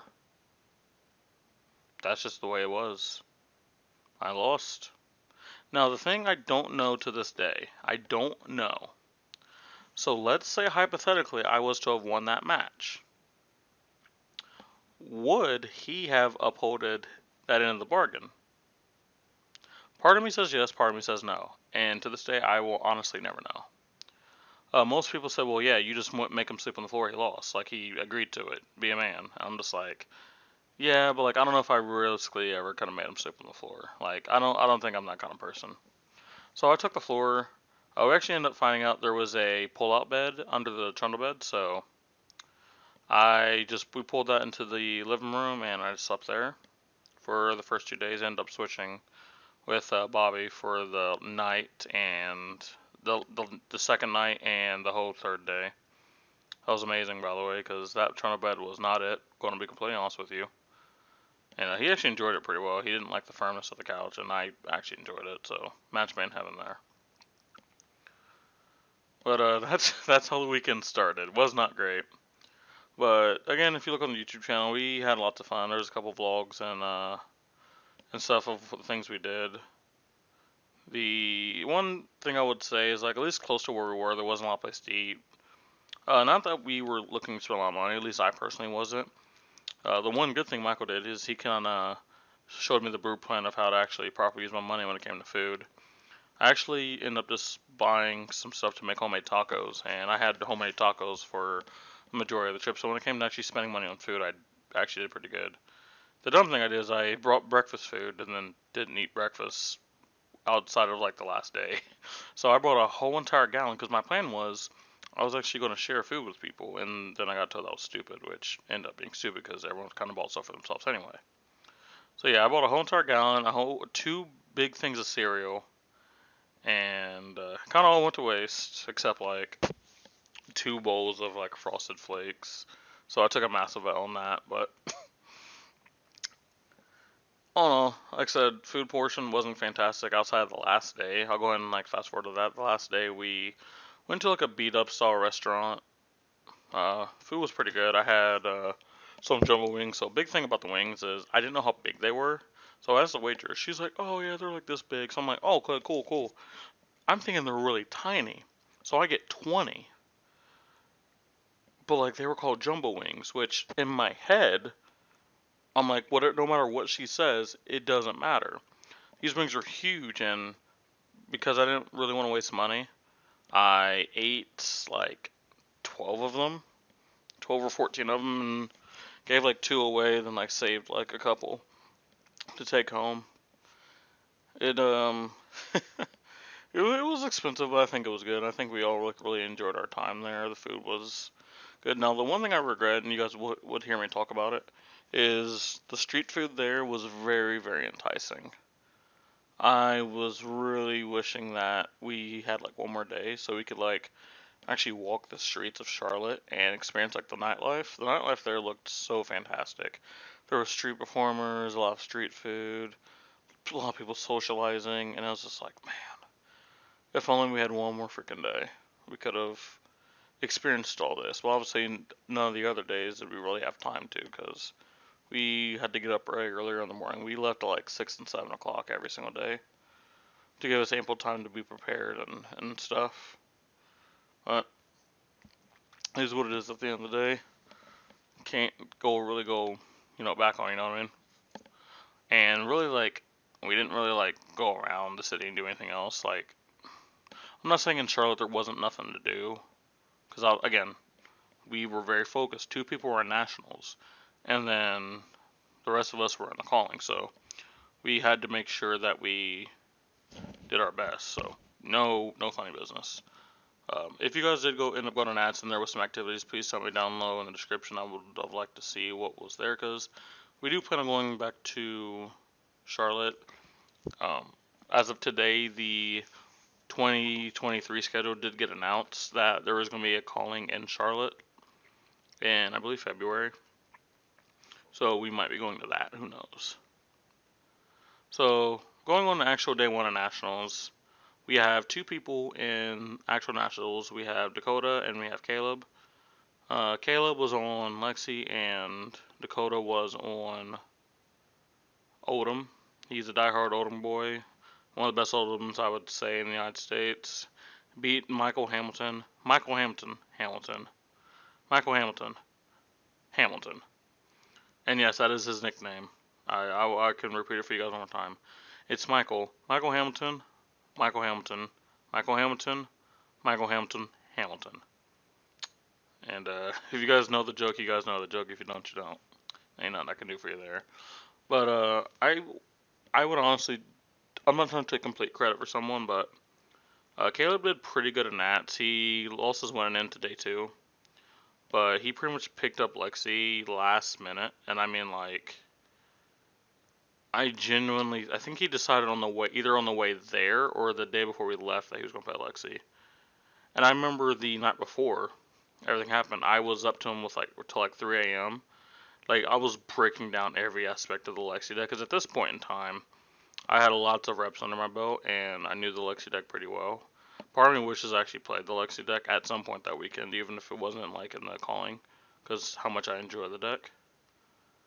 But I did a lot of training with Caleb, really try to sharpen him up, and I think the loss that he had was just kind of unfortunate, and then obviously draft kind of clapped him a little bit. I think he went 1-2 in draft. Like, that was the one thing about the split format, is the draft portion really hurt a lot of people. I think more often times than not, you run 100 drafts, like usually the best players in the world would usually still get out, but obviously there's people that really just super specialize in one aspect of Flesh and Blood, and obviously that's not what LSS wants. They want people to be sharp in all aspects, but there were multiple people that went like 3-1 in CC, but didn't qualify every day too, because they went like 0-3 or 1-2 in draft. So, and Caleb was one of them. He went 3-1. He played an absolute masterclass of Lexi. I got to watch one of his games, like pretty much 3/4 of the way through, and he locked out an Icelander, and it was absolutely beautiful to watch. And like I said, I did my best to help him out, and just seeing him have success was amazing. We did have someone day 2, however. Dakota Hawks did day 2 with Oldham, and I am very happy for him. He hard forced Phi and went 2-1 in draft, and I think went 3-1 in CC. So he did qualify for day 2. So shout out to Dakota. Good job, man. And he's another person, like I said, now when it comes to him, I'm not going to take a lot of credit. I obviously workshopped with him, tested a lot with him, talked with him a lot about the deck. But obviously, I think he came to most of the conclusions himself, and I think he's obviously a good player and didn't qualify for Nats for no reason. Blitz. What? What happened? So talking about me, and again, I have a whole entire podcast talking about this in particular, but I can kind of run over some stuff. I just don't want to repeat the same content too often. Is day 1 Nats, there was a CC side event, and I decided to play Bolton. I wanted to get a little bit of warm up on Bolton for the calling and give people a preview of the clapping that was about to happen at the calling. Clapping at the calling. I like that one. I'm going to write that one down. However, it did not go well. So right before the event, I'm playtesting with a friend because I wanted to try out some changes. So 6 cards I put in my deck right before the calling was going to be happening and the CC event was going to be happening was 3 Rusted Relics and 3 Steelblade Shunts. So why the Rusted Relics? Rusted Relics were there to hedge against Icelander because with how I had my deck built, I believe I could only get a B3. I believe. Let me pull up my deck live because I believe, like I said, I think I could have only gotten a B3. Where is my deck? Where is my deck? U.S. Nats Switch Bolton. I miss playing this deck. 100% win ratio. Oh, sorry. That's everyone else. My results. Oh dear God. Okay, you never mind. You don't want another win ratio. But let me look at the Icelander matchup. So I had Halo of Elimination, No Run Gloves, Raiden, Snapdragon Scalers, and Tunic. Okay, so actually I only had AB1 against them. Alright, so actually the relics helped me get to AB4. It's not shown here, Industry Cards Missing, they are Rusted Relics. I definitely think that I should have brought more Arcane Barrier, like, naturally, because I knew Icelander was a good deck, and if everything I thought about Icelander was true, why didn't I bring it? And one of the weird things is, I literally had no Rune Hood in my sideboard, but I only brought that against Kano, which is, like, weird, because if anything would have been against Kano, it would have been the Halo Elimination. Because Spell Void's better than no Rune versus Kano. And I think at this time, a lot of my decision making was just so poor. But again, going back to the Rusted Relic, I wanted more AB to stop Aether Icebane from always hitting. So this way, the only ones that would hit me would be Red Aether Icebane, which at that point I'm giving up 2 cards either way. So at least this way I can actually not dilute everything as much. But going into Soulblade Shunt, I figured there would also be a lot of Oldham and maybe some Bravo.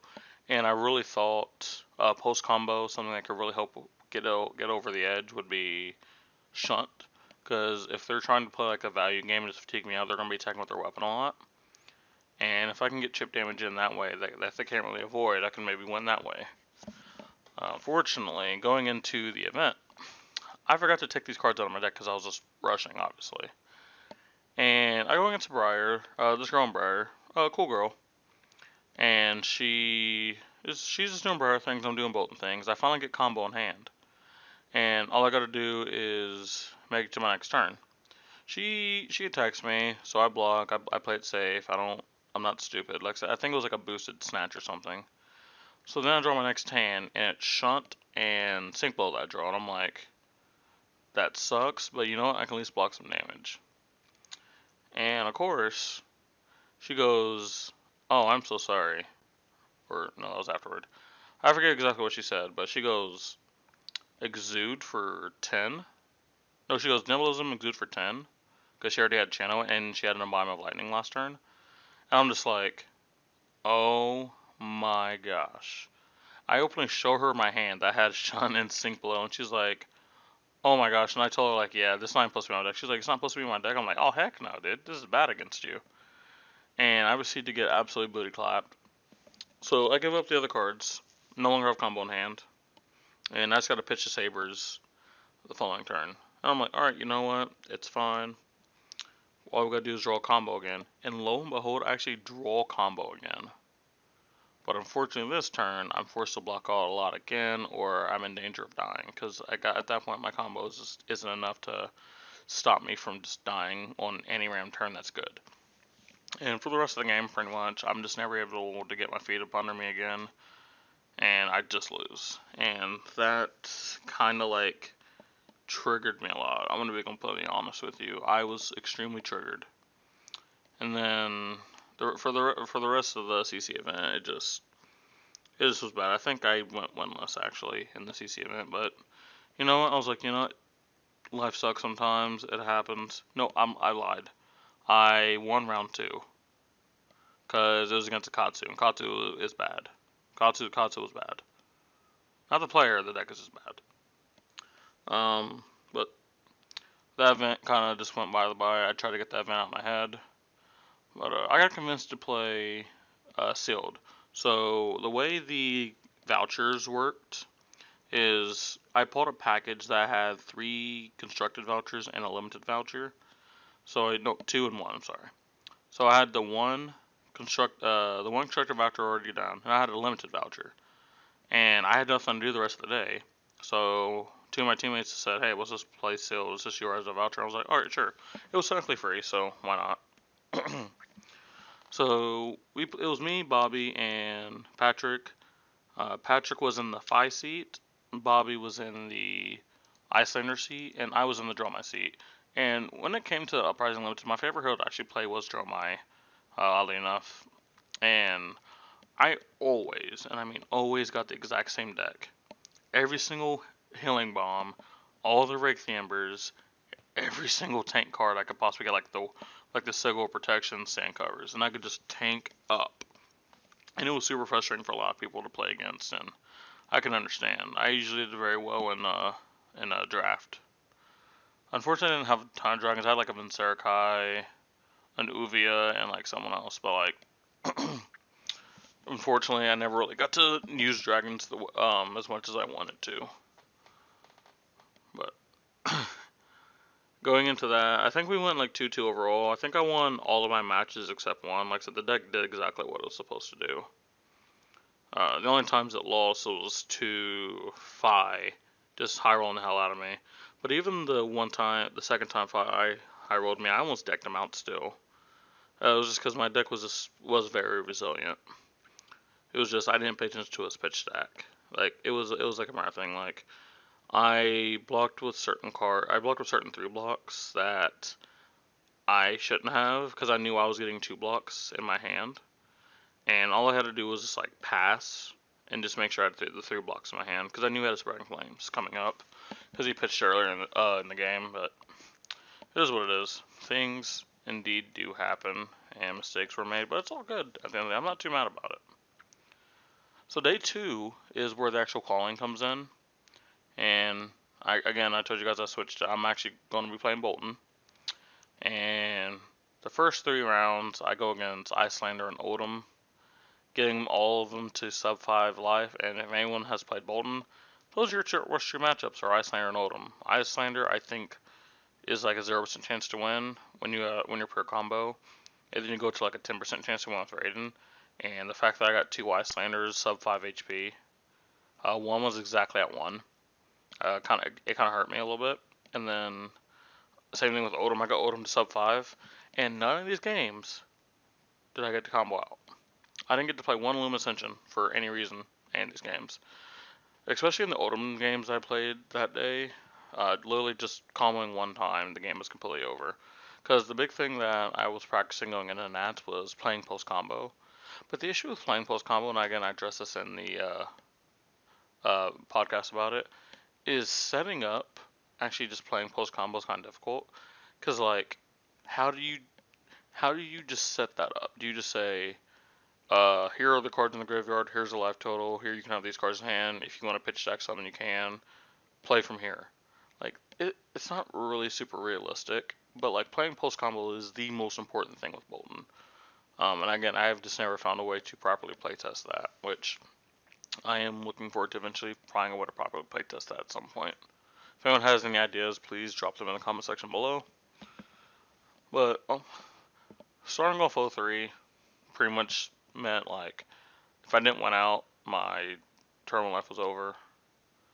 And I don't remember I don't know when I ended. I was either 2-6 or 3-5. I want to say 3-5. But calling did not go well for me. Now, I got to meet a lot of good people. I got to do a lot of networking. I think one of the best experiences I've ever had in Flesh and Blood. And like to this day, it's like it still makes me laugh. So I actually signed my first ever card. So I sit down. I want to say it's like round 5. I want to say I'm going into 5, and I think it's, in my opinion, it's a good matchup for me unless they high roll the hell out of me. And this is like 5 with no stubbies, obviously. So like I think I definitely have a chance. Of course, I got high rolled the living hell, and I die on like turn 3 or turn 4 or something I can do. But before the match, everyone was like asking me. I was like, "Oh, you stream, man? You stream? What's your name?" And I give them all the information. And literally right at the end, homeboy comes to me and said, "So are you playing Talisman Cremation in your deck?" I'm like, what? What is that?" And he like shows me the card. He's like, "Yeah, yeah. If you really want to beat Fi, people need to play this card." And I was like, "Well, I mean, a lot of people can't really play from bans." He's like, "Oh yeah, that's true, that's true." He's like, "Actually, you know what? Can you do me a favor?" And I was just like, "What?" He's like, "I'm gonna be right back." And he goes and grabs a pen and says, "I would love for you to sign my card." I was like, "You want me to sign your Talisman Cremation?" He's like, "Dude, yeah, you're like the coolest guy I ever met. You're an awesome dude, and like I just want this memory." And I was just like, "Sure." Like I truly felt honored to sign his card. Like, if you've never signed someone's card, it's like a really cool feeling. And I to this day I still really don't know why he had me sign. Like he explained it, but like even still, I don't know why he had me sign it, but it was like really cool. And I also got all of that on camera too. It's on my other channel, which at some point I might try to chop that up and put on this channel as just like a memory. That's a cool, very cool memory. So I got to sign my first ever card, and then the rest of the calling was just like, man, it was obviously just like a good time, but I had no chance of day twoing, and like, I was just getting clapped pretty much the whole entire tournament. Outside of like every time I won, by the way, at one point, every time I won, I comboed off. Every time I lost, didn't combo off. So what does that tell you? But it's all good though, man. It's all good. Kind of skipping over to day 3, just kind of getting this portion out of the way. So I actually ended up buying a constructed voucher from a friend, and because there was a CC and a Blitz side event, I was going to be there like 11 plus hours. I wanted something to do, so ended up playing my friend's Dorinthia deck because I didn't want to play more anymore Bolton. Obviously, didn't want to play Icelander, and I didn't have a lot of options. So I asked my friend if I can play his Dory deck, and he said sure. He says, "Hey, can I actually play your Bolton deck?" And I was just like, "Sure." So I faced like a Rhino in round 1, get clapped.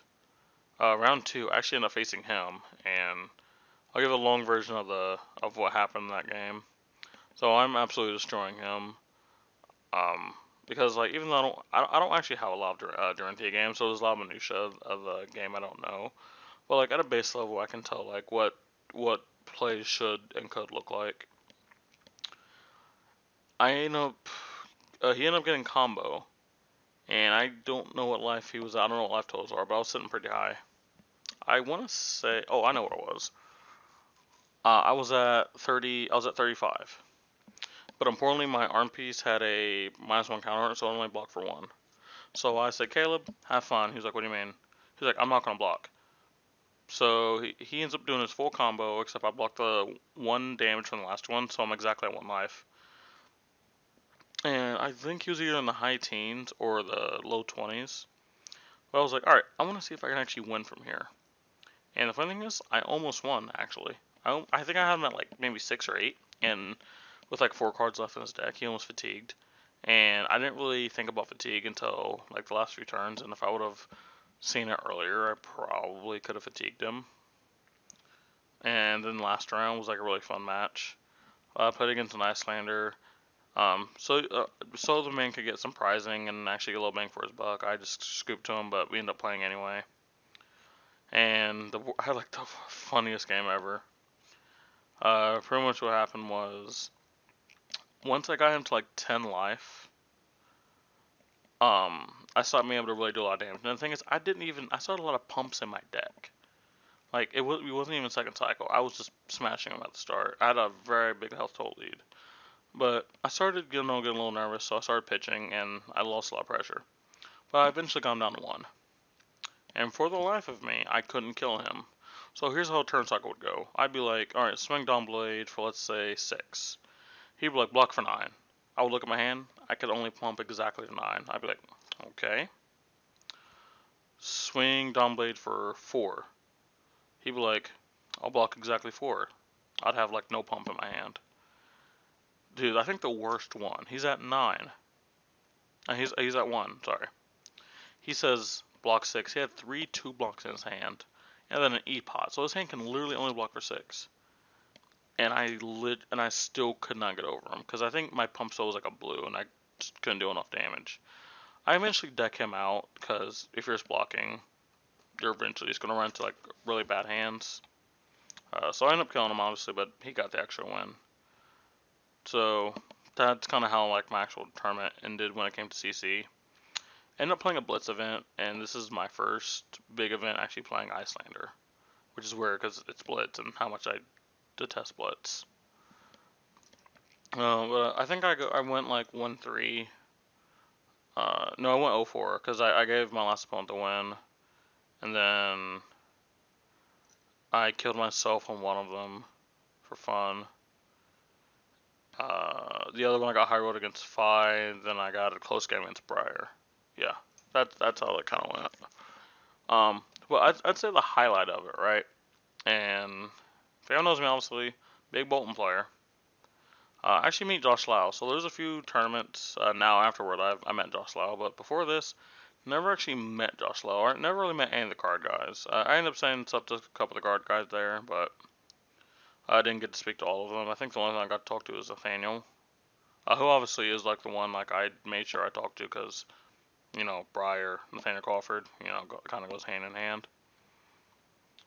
But, so the way it happened is so before the tournament, I talked to my mentor, Bree Bree, who is a L2 judge. Most of you guys know Bree Bree. They're an awesome person, awesome judge. They say you're gonna meet Josh Lau, because I talked how I'd never actually met him. I've always wanted to, and I'm like, no, no, no, I'm not. I'm not meeting him because I don't know what I would say. Not that I'm like gonna like trip up or something. It's just like I would just be like, sup, bro. I don't know. I was just nervous, right? They're like, no, you're gonna meet him, and you can't stop me from making you meet him. And I did everything in my power to like act like I didn't notice him. Like every time I walked past him, like I would actually intentionally walk near him, but like wouldn't say anything because I was like, all right, this is gonna be the time. And nope, keep walking past him. Don't say anything. Don't look at him. But finally, I think like during like round 2 of the Blitz event, right before faced Micah Sai, I faced round 3. I see him standing by himself, not talking to anyone. So I'm just like, screw it. I walk past him and Lord, please forgive me for this. So I walk past him and I like stop and I give him like a look and then I look back and I was like, wait, Josh Lau? He was like, yep, that's me. And I clearly seen him and I knew who he was. Like I'm not. Oh, it's so bad, man. But I ended up meeting him. I actually hit it off with him pretty well. We talked a lot about Bolton, and he gave me a lot of insight that I never noticed. And not to like date myself here, but I think I gave him an idea. I never got to implement it because I didn't get to play that much Bolton afterward. But one thing I was trying to do against Oldham, against one of the games I played in the calling, was I was going to try to combo second cycle, and I was just going to play a fair game and then play then combo second cycle where a lot of their power cards are gone. Never got to do that, and he thought it was interesting, but honestly, I never got to implement it. And I don't know if he ever tried it. But it was like a really cool experience meeting him. I got to meet a lot of the boys. Obviously, I got to meet Sam Nando again and Levi, Yanji. Pretty cool people. Glad I've met them. Glad I've networked with them. I'd say one of the points that was lows for me, and this is gonna sound really corny. Like, trust me, I'm aware how corny this is gonna sound. I actually cried a little bit during the thing because I kind of wanted some extra money so I could actually like buy some things. I was trying to splurge a little bit, but I didn't really. I tried my best not to bring a lot of money so I wouldn't run to that thing. Somehow I convinced myself, even though everyone told me not to, I ended up selling Briar. And for those who know, I foiled out Briar. I loved that deck so much. But it was like the talk I had with Caleb, and then like not having success with the deck, and I stopped playing it, and I was just like, I'm not gonna play the deck again. So I might as well get something out of it while the card's at least still hot. I remember whenever I gave him, because Sam's actually the one that did the trade in. He looked at it and he was like, "Oh, Briar, wait, whoa, there's some juice in here. Whoa, there is some juice in here." And I'm like, "Yeah, the deck's full out. I love that deck, but I'm not gonna play." He's like, "Understandable." And I was like, coming from like him, just it hurts on the deck, and I think to this day I definitely shouldn't have sold the deck, especially since the deck is still legal. I will say this one thing: I thought the deck would be gone because it's been the 900s forever. It's like doing like a mini Prism thing, and I would imagine it doesn't make it past this ProQuest season. There's just no way, right? Especially with them adding more ProQuests. There's no way he and Battle Horns, by the way. There's just no way he like Briar lives. There's just no fucking way. I'm gonna cry if Briar stays, only because like it makes me look more and more like a dummy. Well, yeah, I used some money to buy some stuff. One of the other cool things at the calling is obviously I streamed the whole entire calling, all of my side events except one. And I got so much love. Streaming the calling was amazing. Shout out to all the judges that let me get edge tables the whole entire time. You guys are awesome. Shout out to all my opponents who allowed me to film our match. You guys are literally the GOATs. Even though it says the greatest of all time, you guys are all the greatest of all time. All of you. So, talking about post Nationals, what were my thoughts like after Nationals? Overall, like I said, I was disappointed. Let me tell you how bad it was. I didn't even get anything from the prize wall because I didn't earn anything from the side events, and then I did bad in the calling. So I pretty much drove 6 hours to get my teeth kicked in, and it definitely happened. But I can't deny I had fun, man. I networked a lot of people, and like the experience was like it was another level up moment. You guys have heard me talk on this podcast about level up moments, and that's what all these things are kind of encapsulating is like big level up moments. And I can't say that like I was worse when I came in. I was definitely a better player leaving than I went in, even though a lot of the stuff wouldn't have translated to getting better. I think it was a mindset thing, right? Obviously, when it came to like the Bolton thing and not sideboarding, I made sure to always make sure that like I'm happy with what I'm presenting, and I always double make sure like, all right, this is what I'm presenting, no mistakes. And then when it came into like getting my bad matchups like 1 and like 5 HP, it made me think that like, okay, there is probably a way I could have done better and actually won this matchup. So let's relook at all the footage. That was one thing I was really glad about, is the fact that I recorded everything. What did I do wrong? What did I do good? What can be improved? What decisions did I make that I want to keep? Like I said, there's not much more I can say. You should always try to go to nationals. I think nationals is something that like every Flesh and Blood player should aspire to go to, wherever country they're from. It's obviously a big culmination of all your hard work, and that like if you can do well at nationals, because like not everyone can go to worlds, because it's in different countries, but everyone can go to their nationals. Obviously, like barring like they have money and the time off, obviously. But I think everyone should go at least one time, at least once. I promise you, it will be a moment you will not forget. Even though I didn't do a whole lot of extracurricular stuff, I still go back and watch something like that vlog like once like a week or every 2 weeks because it was just an amazing time. Let's go in part 3, talking about my Fleshmo experience. We're going to go to part 4, and we're pretty much going to be talking about the current day. What am I up to now? What have I been doing recently? Stay tuned. Onto the Total Gaming Experience Esports Arena Facebook page. Well, let's see what they got here. Alright, ooh, okay. Oh, wait, they're in Ohio? Wait, I live in Ohio. Dude, that's sick. Oh, they got a phone number I can call anytime? Ah, dang, they're closed. Oh, well, at least I can see what hours they have. Wow, that's cool. Free Wi-Fi. Dude, free Wi-Fi. There's no way they have free Wi-Fi. Alright. Let's just scroll down and see what they got. Oh, it's Saturday. Time to play. Oh, God. Wait, I play Yu-Gi-Oh! Actually, no, I don't. Warhammer, I don't really play Warhammer either. But, dude, you play Warhammer? You can get in there. See what else we got here. Let's see what else. Ooh, Brothers in Arms. Ooh, Flesh and Blood Dynasty. Yo. Dude, this is sick. Wait, I'm free on Tuesdays. I can go play Flesh and Blood at 6:30 for the upcoming 1K December 18th. Oh my, wait, there's a full counter so I know everything that's going to happen in December. That is crazy. Well, looks like I'm going to Total Gaming Experience tonight. I'll see you there. Alright guys, thank you for making it to this portion of the video. I know this is already becoming such a long video, but hopefully you guys have made it this far. So, let's talk about what we've done post-nationals. We've obviously been to a lot of locals, and we went to one major rated event, and we've judged a 1K, and we've went to another 1K. So once nationals obviously cooled down, there wasn't really anything certain on the docket. I knew that there was a 1K coming up, but I was judging in it. And then there was the 10K from Realm Games that got turned into Battle Hardened Columbus.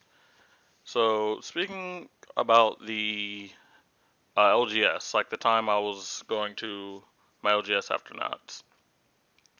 Obviously, not without doing that great in the competition, my confidence was kind of shattered a little bit, if I want to be completely honest with myself. And it kind of reflected on my time at the LGS. So outside of the times where I played Prism, the first few times I played Briar, and the one time I played Bolton, I actually really don't do very well at my locals. I will usually get a win or two there, but there's a lot of times I just randomly just lose. And a lot of times I can't account for it.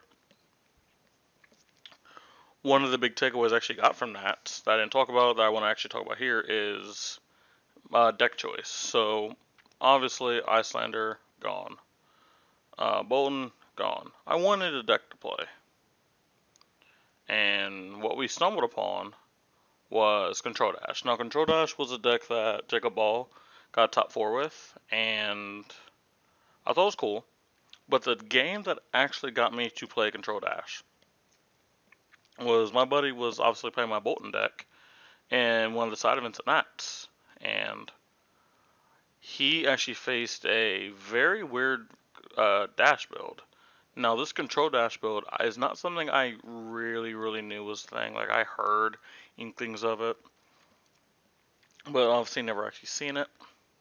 But he was on like a very extreme version. Like, he was playing like obviously the Sunkist and Healing Bombs, but he was also playing Moonwish to go fetch the Healing Bombs, and which was just weird. And he was playing a lot of items, and my opponent just my friend Caleb said he just felt like he couldn't win. He could never do damage.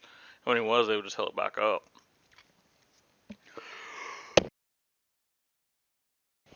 Apologies, I've been talking for literally 2 hours. My voice is starting to go. But I definitely was just like, all right, I gotta start labbing this deck. So on the way home, I started building a very early iteration of this deck. Now, obviously, I didn't really know what Jacob Ball's control dash looked like. I didn't know what the person that my buddy played, I don't know his list looked like. So I just kind of was just like, all right, if I was to build a control dash, what would I build? My original build was off from what they're building now. Let me actually see if I can actually find that while I'm live. Because I'd actually love to see like where I went. It says dash. Okay, yeah, I actually have it literally right here. So I actually never. I want. Okay, no, I did complete the deck. So this version of the deck was like kind of hybrid, but like kind of not. So let me actually just break down what this deck was. I'm gonna break down the items, and I'm gonna break down some of the actual card choices, and you can see where it's just like really weird. And I don't know how I arrived at some of these choices. So obviously I have Achilles Accelerator, Skullcap, Tunic, Goliath Gauntlet, Mage Master Boots, Snowrun Gloves, Techno Foundry Heart, Pistol, and Resin Model. Now, a lot of the stuff is actually standard. Like obviously the model and the Skullcap as the headpieces, Tunic as the chest piece. At the time we were playing Heart. The weird thing was the arm piece. I had No Run Gloves and Glass Gauntlet. Now obviously I wasn't akin to the Ironhide or even Iron Rot tech that they were using. And I was always using Killer Stars, but the other one I used was Mage Master Boots, which at the time it was so I could go like double, kind of like Beast Suit or Prism, do double aura, but this would be double item. And some of the items I had Aether Sync, which those who don't know what Aether Sync is, it's a one cost yellow. Aether Sync enters the arena with a steam counter on it. Pay red. If there's no steam counters on Aether Sync, put a steam counter and go again. Instant. Remove a steam counter. Aether Sync gains Arcane Barrier 2 to the end of the turn. This was so I could hedge against any wizard matchup, obviously. I had CNC Displacement Shield. Displacement Shield enters the arena with 4 steam counters on it. At the beginning of active phase, destroy it unless you can remove a steam counter from it. At instant speed, you can destroy it. The next time your hero will be dealt damage this turn, prevent X damage or X the number of steam counters on it. Obviously, damage mitigation. Dissolution Sphere enters with a steam counter. This effect would be if your hero would be dealt exactly 1 damage, prevent it. So against a lot of rune chants, this card is extremely gas. I tried Fog Down. I really thought Fog Down could be really good to stop a lot of these gold tall decks from pumping their stuff up super big. And like Briar, not really be able to play super efficiently. Turns out I was extremely wrong about this card. Card's not great. I did have 3 chambers, so I was on that. I was on the Moonwish to go fetch the Sunkiss. I was on Respite, Purifier, Potion of Deja Vu. I don't have a reason. I don't have a reason. Maybe at the time I had a reason, and I would love to know what the reason is. I didn't have a reason. Reinforcing Line is a card actually till this day I really still do want to try. It's pretty much a Favor Scene or Sink Below, but you just attach it to another card. And so it actually gets around Dominate.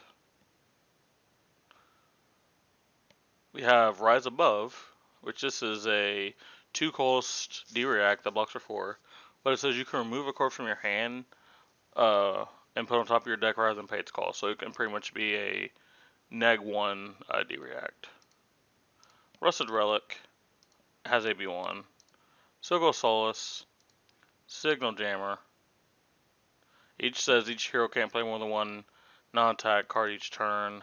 Same Blow, Spark of Genius, Techno Core, and Red and Blue Immovable. And then I was using Techno Vision Workshop, which is a 0 cost. Where it says Op X, where X is the number of times you boosted this turn. Reveal the top card to your deck. If it is acknowledged, I'm card 2 or less, put into the arena. To this day, I don't even know how we arrived at this. I'm going to play a game on Talishar. Alright, we're going to play a game of Talishar live while we are doing a podcast. I do not recommend this. I don't really know what this deck is even supposed to do here. But This is a deck I actually have since fallen in love with, and this is a deck that I have played through many of weeks at the LGS. It's primarily been the only deck I played. Actually, what I actually did is I actually have sold every deck I've owned besides Bolton, because Bolton's my little baby, and I'm not getting rid of that graded Bolton. I've sold every single deck, and the only deck I can pretty much play is Dash. I am kind of forcing myself to play it. Now, let's see here. Again, we're doing this live. I'm doing this kind of for memes.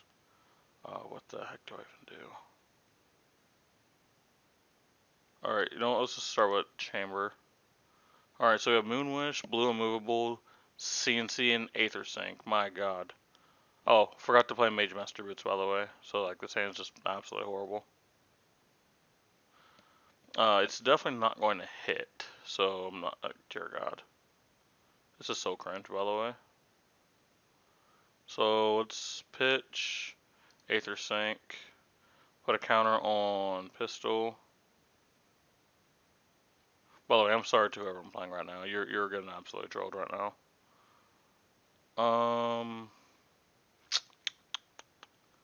Let's shoot Pistol. Let's shoot Pistol.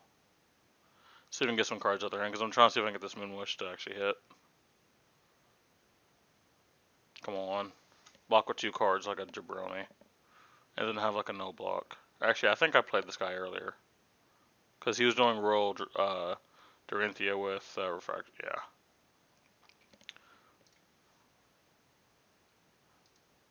Crap. He didn't bite. I mean, that's just free damage, right?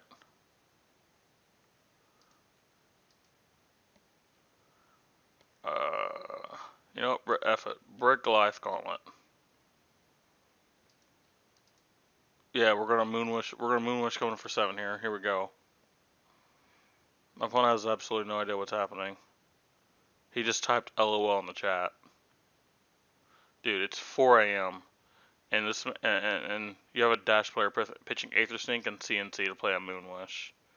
No, there just ain't no way, right? Full block that. Yeah, baby. Yeah. Let's go. I saw an arm piece for that. Let's go, baby. We're gonna play like one more turn, then we're gonna get back to our actual podcast. Oh, wow! Played a Ironsong Pride at the end of the turn. That sucks. All right, so we have blue. We have blue immovable, rusted relic, rusted relic. I forgot to sideboard. Oh dear God, I'm so fucking dead. I'm actually so dead. Oh, and he's okay. Okay, yeah. So oh my, oh my. So I don't actually have a card in my hand that blocks. That's cool. It's cool. Remember, this was Control Dash, by the way. All right, let's pitch this Rustic Relic here. Let's just pitch that. We're gonna movable for a massive 5. Still get hit for 4. He gets go again, and then I click off the game. All right, guys. I hope you guys enjoyed that little funsies. But yeah, I tried out Control Dash, and I've been having pretty good success with it. I've been like flexing my win rate on my LGS teammates for a while. How like I was sitting at like a 70 plus win ratio for the longest time. Actually, I think I still am. My current ratio is 73, but 2 of these losses are due to DCs. I'm currently 20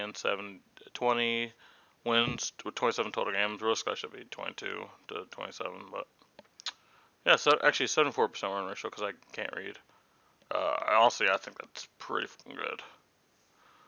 And I've been enjoying the deck. Like I said, sold everything else. Only deck I own is Dash, pretty much. It's like Bolton, Umbro, probably not playing Bolton anytime in the near future. So Dash is all we have. And it's been upsetting some people at MLGS, and they're gonna be listening to this, and they're gonna hear me laugh at them. Haha. Stop complaining about Dash. That is fine. Just kill me. I know I have like 80 health. Just kill me. Yeah. So actually, on a serious note, so one big thing we did, we finally judged our first ever event. We judged a 1K at our local LGS, and I've been pushing to get my judge certification. Actually, as of this video, I just got my L1. So the way the judge system works is you take your level 0 test. If you pass that, you can take your L1. Now, if you fail your L1, you have to wait 3 months, and then you can take it again. You have to get an 85% or above, which usually is you can miss 2 questions at max for the most part. And I failed the first time, got super discouraged, but I just completed it about a week ago. And in about a week and a half, I'm actually going to be judging my second event, LGS, which is another 1K. And I'm already locked in as the judge for the Outriders pre-release for 2 shops. So we're going to be doing the judge thing for a while, and I definitely enjoyed judging. And then when it comes to the Battle Hard in Columbus, Battle Hard in Columbus was the other event that I went to. And it was honestly pretty fun. Did a lot of networking there. Networking was the biggest thing. Now, one of the big projects I worked on post Nats was Death Door Lexi. Me and my teammate Peyton Laufenberg, we really wanted to hedge against some of these decks that really couldn't handle taking like 10 plus damage, 4 plus frostbites. Like most decks can't play through that, and sometimes stripping multiple cards from their hand, they just can't. And online we had pretty good success, and he had pretty good success IRL. But unfortunately, my games at the Battle in Columbus were not great. So I actually had the option to play Control Dash there, but I really wanted to test the deck out that I've been labbing for the last 2 months. Uh, no, sorry, last 2 weeks. So like when it came to Control Dash, I had a lot of games under my belt.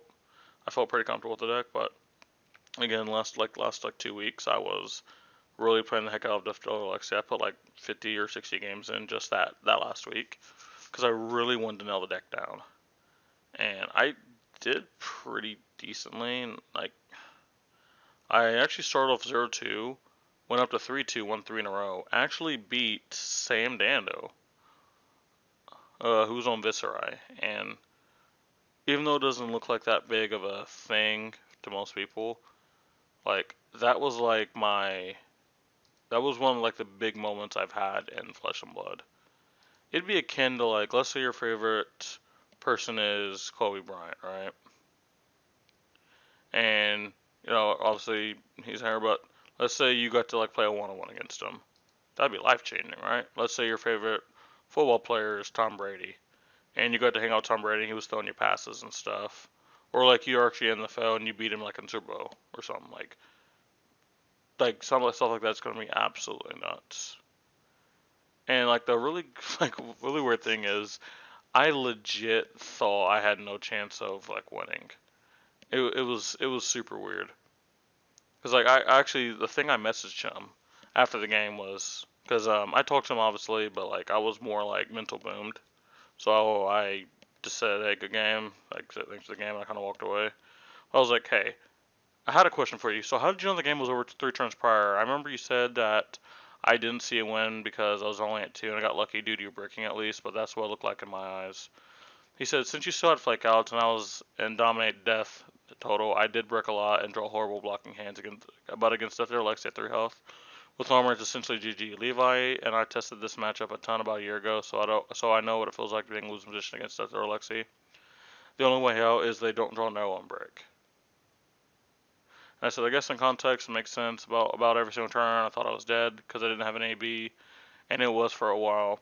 I also think I was also nervous because you're the highest level person I faced at a rated event besides like Ryan Rich, who I have beat.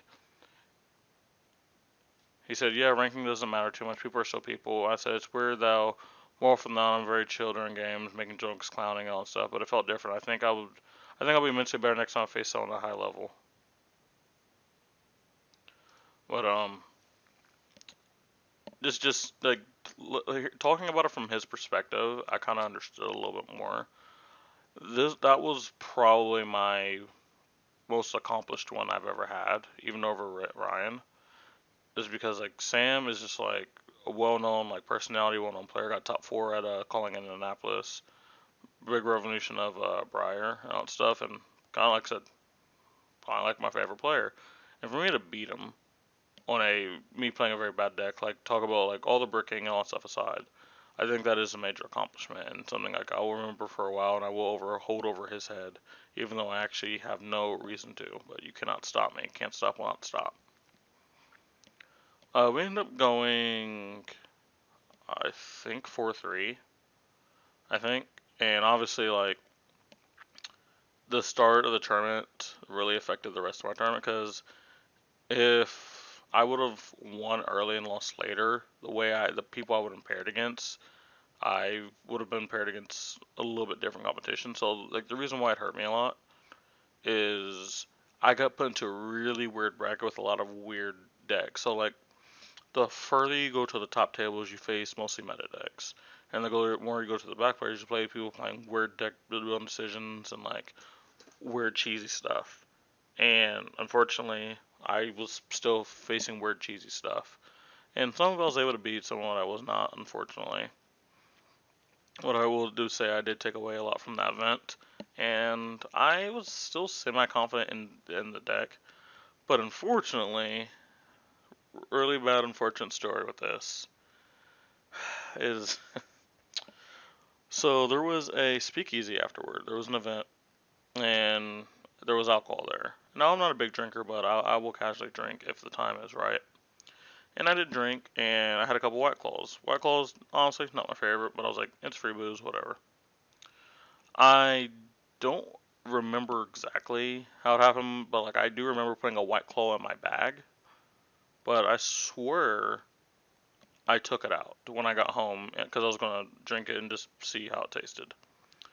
Fortunately, when I got home, I kind of just like threw my bag on the floor, and I didn't touch my bag for over a week because I didn't end up going that Thursday to my LGS I worked. So my bag just sat there for pretty much 2 weeks, not being touched. I opened the bag and it just smells like alcohol. And come to find out, the White Claw wasn't open, but like the condensation, or maybe there was a small hole in it, flooded my whole entire bag with alcohol, ruining my Icelander deck and my Lexi deck. So that is actually the reason I sold all my decks, but like I was actually thinking about it already anyway, and it just kind of confirmed that I need to do it. But yeah, it ruined two of my decks, and the Lex deck in particular, which I worked so hard on, and was actually also foiling out. Like I was getting very close to having completely foiled. Cards curled up like crazy, like Channel Links. My Heart of Ice was a taco, unfortunately, and just it all kind of just sucks to be honest, because some of the cards actually wasn't even able to sell just because they were in such bad condition, and I actually didn't have a way to get them uncurled just because of how long they were sitting in that state and what they were curled by. But that's kind of pretty much how we ended up here. We have went to 1K as a player. It was in Pack Fresh where it all began. It was, at this time, I think it was like a month ago, I want to say. But we played Control Dash there and barely missed out on top 8. So how that went was we started off 2-0, and I was at seat 1. And I go against my teammate who's on Dromai.